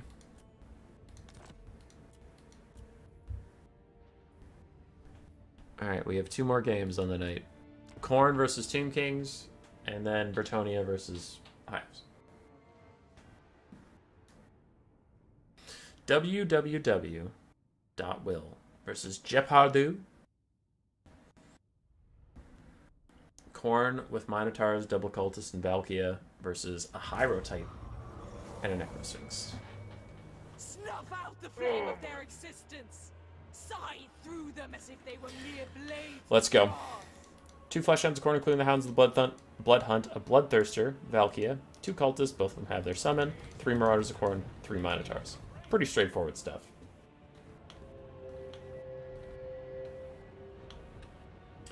I wish the Total War Fire Salamanders were the Dark Souls 2 Fire... Dude, the Dark Souls 2 Fire Salamanders just annihilated everything. I always hated clearing out that cave. It was so hard. Anyway. Skeleton Warriors and Skeleton Spearmen for frontline Nekar Warriors backing it up. We have 2 Shock to Great Bows, one which is Chosen the Gods. We have Arkin the Black and a Necrotect. Arkin has Doom and Darkness. Yes, he does. Doom and Darkness and Spirit Leech, while the Necrotect has just his Restore. Hierotitan. I think I mentioned him. Necrosphinx. I think I mentioned him. But the Hierotitan does have his bound Spirit Leeches and Shem's Burning Gazes. Will Jr. with the Skulls for the Skull Throne. Hell yeah. Hell yeah, brother. You don't want to watch this? I was trolling with this build. But I want to. What do I want? Chosen of the Gods still trying to fire back, but the Bloodthirster and Valky is doing a little bit of disruption on these guys for now.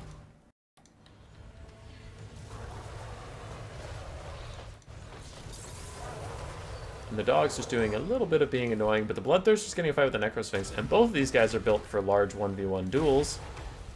It doesn't look like the Bloodthirster wants to stick around, as he is getting massacred right now by this giant Sphinx, and I suppose he is in front of firing lines, so if he stays for too long, he will get hurt. Big hurt. Spear Slopnir goes through these guys, but Spear Slopnir really only does good damage to infantry and maybe clumped up cavalry, but not standing monstrous infantry, so that's a bit of a whiff on that one.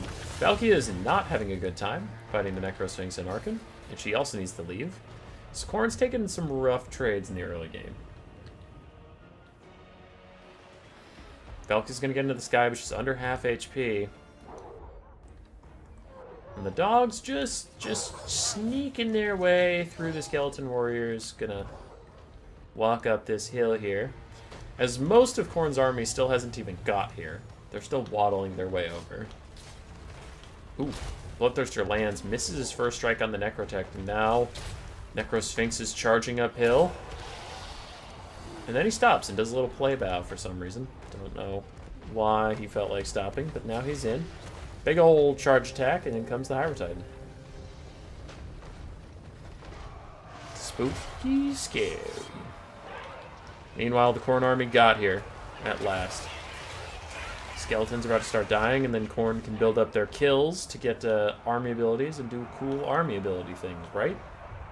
Right? Another Spirit Leech onto Valky. I don't know if she has a Demon Shield to prevent a little bit of the damage, but it is what it is. Spirit Leech lasts longer than Demon Shield anyway, so some of it's getting through. This Valky and the Bloodthirster land into the Ushabti Great Bows. Oof. Knocking some of them around with their giant axes. It's a tough time.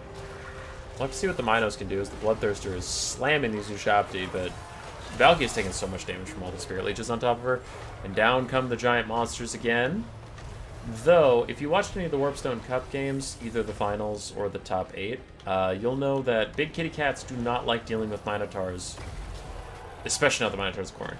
Even the Beastmen ones were messing these guys up, and Minotaurs of Khorne are just better. So, this Necrosphinx will not want to take this fight for too much longer, as the Bloodthirster is going to finish off the Chosen of the Gods. I don't know where the Cultist summons are at, but they might want to pop those soon just for a bit of bodies. Khorne's chewing through the front line, getting what they can done. There's the Shems at point-blank range, just a little bit of damage. The Minotaurs are getting debuffed by the Necrotect every time they come into contact with them. There's one of the Bloodletter summons.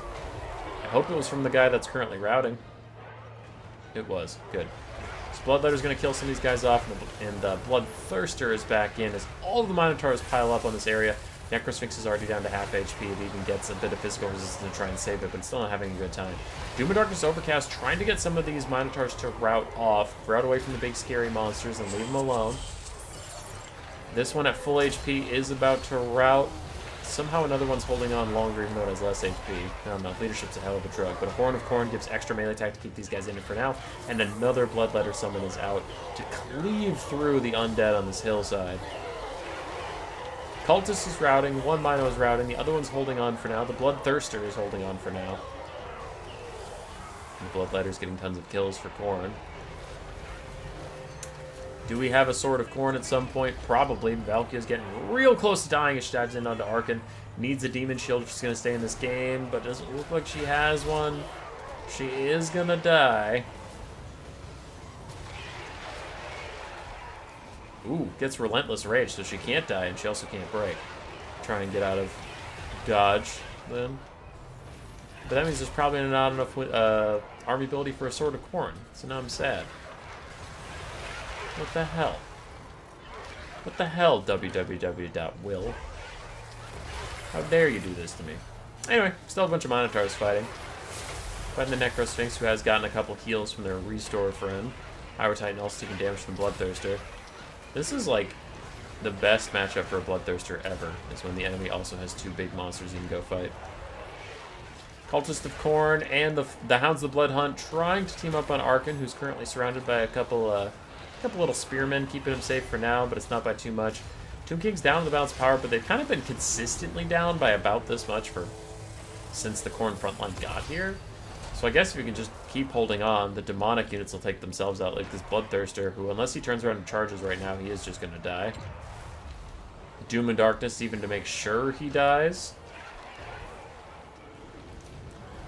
So Bloodthirster's gone. Minos are getting close to routing. These Fleshhounds could route quickly, but did Arkan just die? No, Arkan charged over here. We're good, we're good. One more Spirit Leech and Valkia dies. Of course she's just going to route herself off the map. Do you have a Shems? No, you don't have anything. Damn. Because if Valkia dies, then those Minos go, these Fleshhounds go, those Marauders go. So actually, Lord Sniping Valkia could be huge. If you're the Khorne player in the future, you might just want to like take Valkia and put her in the corner of the map, just really far away so she can't die. But she routes, she doesn't die. Necrosphinx is left alone. The Hydro Titan just died. Arkan and his Necrotector surrounded. There's not enough oomph left for the Tomb Kings to win it. Khorne will prevail.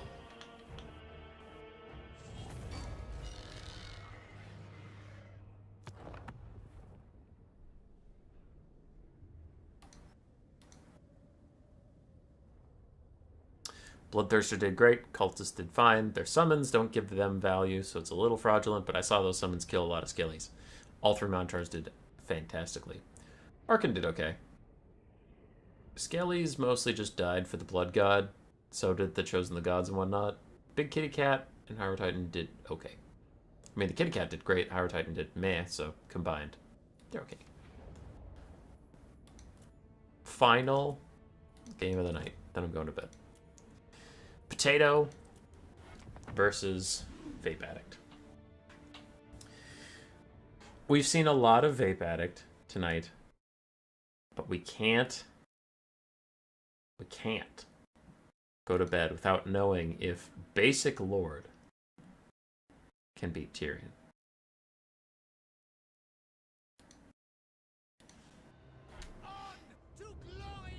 Place your bets. Tyrion or Basic Lord? For the Bretonnians, we have one Blessed Field Trebuchet, some Knights of the Realm, Grail Knights, Mounted Yeomen, Royal Hippogriff Knights, Basic Lord, and a Life Cast which is Regrowth. On the ground, some Men-at-Arms, some Battle Pilgrims, and some Archers. Meow Meow, why do you always show up right when I'm about to be done? On the other side, we have Dragon Princes, Silver Helms, the Fireborn as well, a Life Mage with Regrowth, Tyrion with all of his buffs as usual, more Silver Helms, Rangers, and Spearmen. Mounted Yeomen take the fight with the Silver Helms, but then the Grail Knights can charge in afterwards. They do get caught up on their own Mounted Yeomen, so they don't get a clean charge, but they'll still win it overall. Jon Bretonnia with the hopes and dreams of a nation on his back. Good Sunfang down these Men-at-Arms, but actually decent dodge there from Bretonnia. Normally Bretonnia doesn't even bother to dodge with their peasants. That's how little they care about them. Grail Knights running shop over the Silver Helms, backing off when the infantry arrive. Mounted Yeomen running away, but overall still a good value trade for Bretonnia there. And Tyrion's in deep, fighting some Men-at-Arms, charging up Sunfang. As Silver Helms charge around, try and get something going. Blessed Field Trebs will not last long, especially if the Fireborn go over here, because the Fireborn can eat those Knights of the Realm alive. But Bretonnia's just going to take the Silver Helms, and ooh, the Dragon Princes come charging down. Kind of like the Wildebeests in the Lion King that killed Mufasa. They're coming in for those Hippogriff Knights, but without armor piercing, they'll have a tough go of it. So we'll see. There's a lot of high elf infantry here, though, so that could be good. The Fireborn going to take out the Blessed Field Trebuchet, and they dare those Knights of the Realm to take that fight. They're like, sure, dude, send it, see what happens. Grail Knights, though. You don't want to tempt Grail Knights. In the distance, Dragon Princes get an overcasted regrowth to keep them in the fight against the Royal Hippogriff Knights and the Lord. And the Grail Knights are going to get a nice charge onto the Dragon Princes, who, ooh, just see it in time and start to run away, so that'll really mitigate the damage they would have taken on that charge, and they're just going to keep running. They're fine. They're chilling. If this was on Twitch, we could do a game, but I don't know these Twitch things. High Elf frontline is marching through the peasants pretty quickly. And the High Elf Cavalry is holding for now. We have a very damaged Silverhelm over there. The Fireborn are currently getting eaten by Grail Knights. Those other Silverhelms are damaged as well, but still have a full health Dragon Prince. And that Hippogriff Knight did get a big old regrowth, so I don't know where its heal cap is, but it's got to be close-ish. Silverhelms charge uphill, only to find Hippogriff Knights waiting for them on top of the dunes and get mulched. Grail Knights still chasing around the Fireborn. The Fireborn have taken so much damage without getting much done because they're just constantly running for their lives. But this is all we care about. Tyrion versus the Lord. Tyrion's trying to run down the Mage of Life because he realizes that's important to winning this game. And the Lord's going to rear charge Tyrion because he realizes he wants a cool duel. Which, I can relate. I can relate, brother. I like cool duels. Tyrion gets another big shot onto the Life Mage as I stretch. He's going to keep running for it. She has 11 less speed, and he's getting charge bonus. Dragon Princes do try and isolate some Knights of the Realm out here. With the Fireborn's help, that should be a really good engagement for the High Elves. But is there ever truly a good engagement when Jon Bretonnia is right there? Looks like she's trying to cast a quick regrowth onto someone, but someone should better do it quick. It is overcast over the regular Dragon Princes because the Fireborn are too dead to really make use of it. And the Bretonian caster does get a regrowth off onto herself, but Tyrion still runs her down and beats the shit out of her. So both mages are off the field. Bretonia still has a full health Grail Knight, a full health Royal Hippogriff Knight, and a full health Lord, even if they can't get any more healing. For the High Elves, infantry? Infantry and Tyrion. Take the duel. Take the duel. Take the duel. Take the duel. Lord takes to the sky. What a coward. Just as faint and riposte is popped. Are popped? Is popped. Grail Knights will run down the last of the Fireborn. Goodbye, Fireborn. You served well. Oh, that is a pile. Tyrion pops the rest of his buff. Stand your ground, faint and riposte. Tries to keep him safe from the Royal Hippogriff Knights. But even then, on the charge, it's just taking so much damage. Doesn't matter all this stuff you have. It don't matter. Don't matter all the infantry you have. It don't matter. What matters is you can't take Jon Bretonnia in a fight. Jon Bon Bretonnia. Grail Knights charging in to help out against Tyrion. Even with the Hippogriff Knights in the area, they're just not giving up. Jon Bretonnia pops all of his buffs. He terror routs Tyrion like the little bitch Tyrion is. And a regrowth cast on the Mage of Life, who did rally in the distance. Mildly surprised. Tyrion did not turn into a full rout. So he will turn and fight in a second, but I don't think it's going to matter.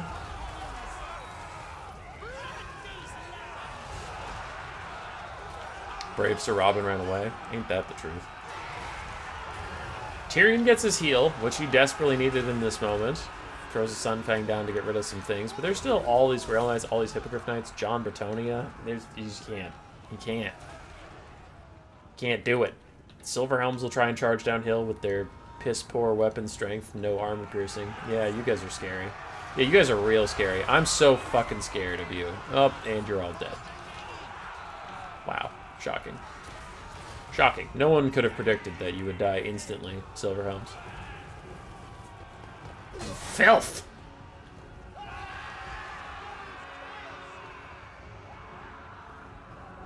Oh, sleepy. I am sleepy. I want to go bed night. Royal Hippogriff Knights charging downhill into the Dragon Princes, who did get a little bit of healing from this heal lady. It will not be enough to save them, however. As the Lord dives in to get another shot at this Mage of Light. Even with stand your ground, her leadership is faltering a bit. And she gets out another regrowth, but where is it going? It's going on the Dragon Princes. Can the Hippogriff Knights just out-damage it anyway? As the Grail Knights come in, that answer is about to be yes, because Grail Knights don't fuck around. Courage has failed you. Mage is dead. The Lord runs her down. Rangers close to terror routing. Looks like the Dragon Princes will almost reach their healing cap. As Mr. Bretonnia dives in. Tyrion's thinking about getting over to him. He just murdered a Grail Knight in cold blood. Oh wow, he killed another one. Jesus Christ, Tyrion, calm down. Jesus Christ, Tyrion, calm down. Every time he swings, a Grail Knight dies. I saw it. I saw one die. That one didn't die. Damn it. Hey, 2 more died that time, though. He made up for it. John Bretonia is back, rear charging with the Deadly Onslaught and the Sword of Antiheroes. Tyrion gets another big heal, but it is way too much damage coming at him right now. He's heal capped. Mr. Bretonia and his Hippogriff Knights should take Tyrion out. And that should just be GG. Hippogriff Knights are left to grind it through with the rest of these guys. Army loss is going to hit any second now, as everything the High Elves have is routing, except for that full health ranger in the distance. I love how he left it to the Grail Knights to run Tyrion off after Tyrion solo killed this entire unit. They're like, you can do your honor.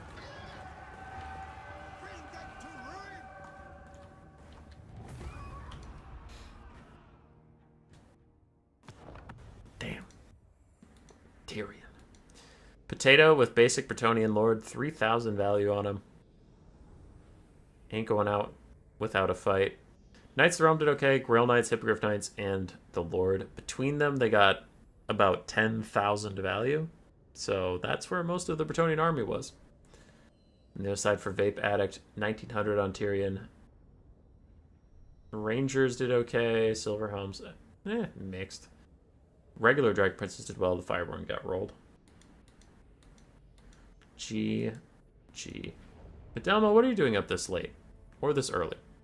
This late? Or this early? If you care, tomorrow we'll have a short little stream of 4v4s, as Lucinia is organizing a 4v4 tournament. So, just a heads up, there's some fun stuff coming your way tomorrow. And that is it. That is it for me tonight. I hope you all had fun. I hope if you played, you had a good time. Goodbye, good night, and farewell.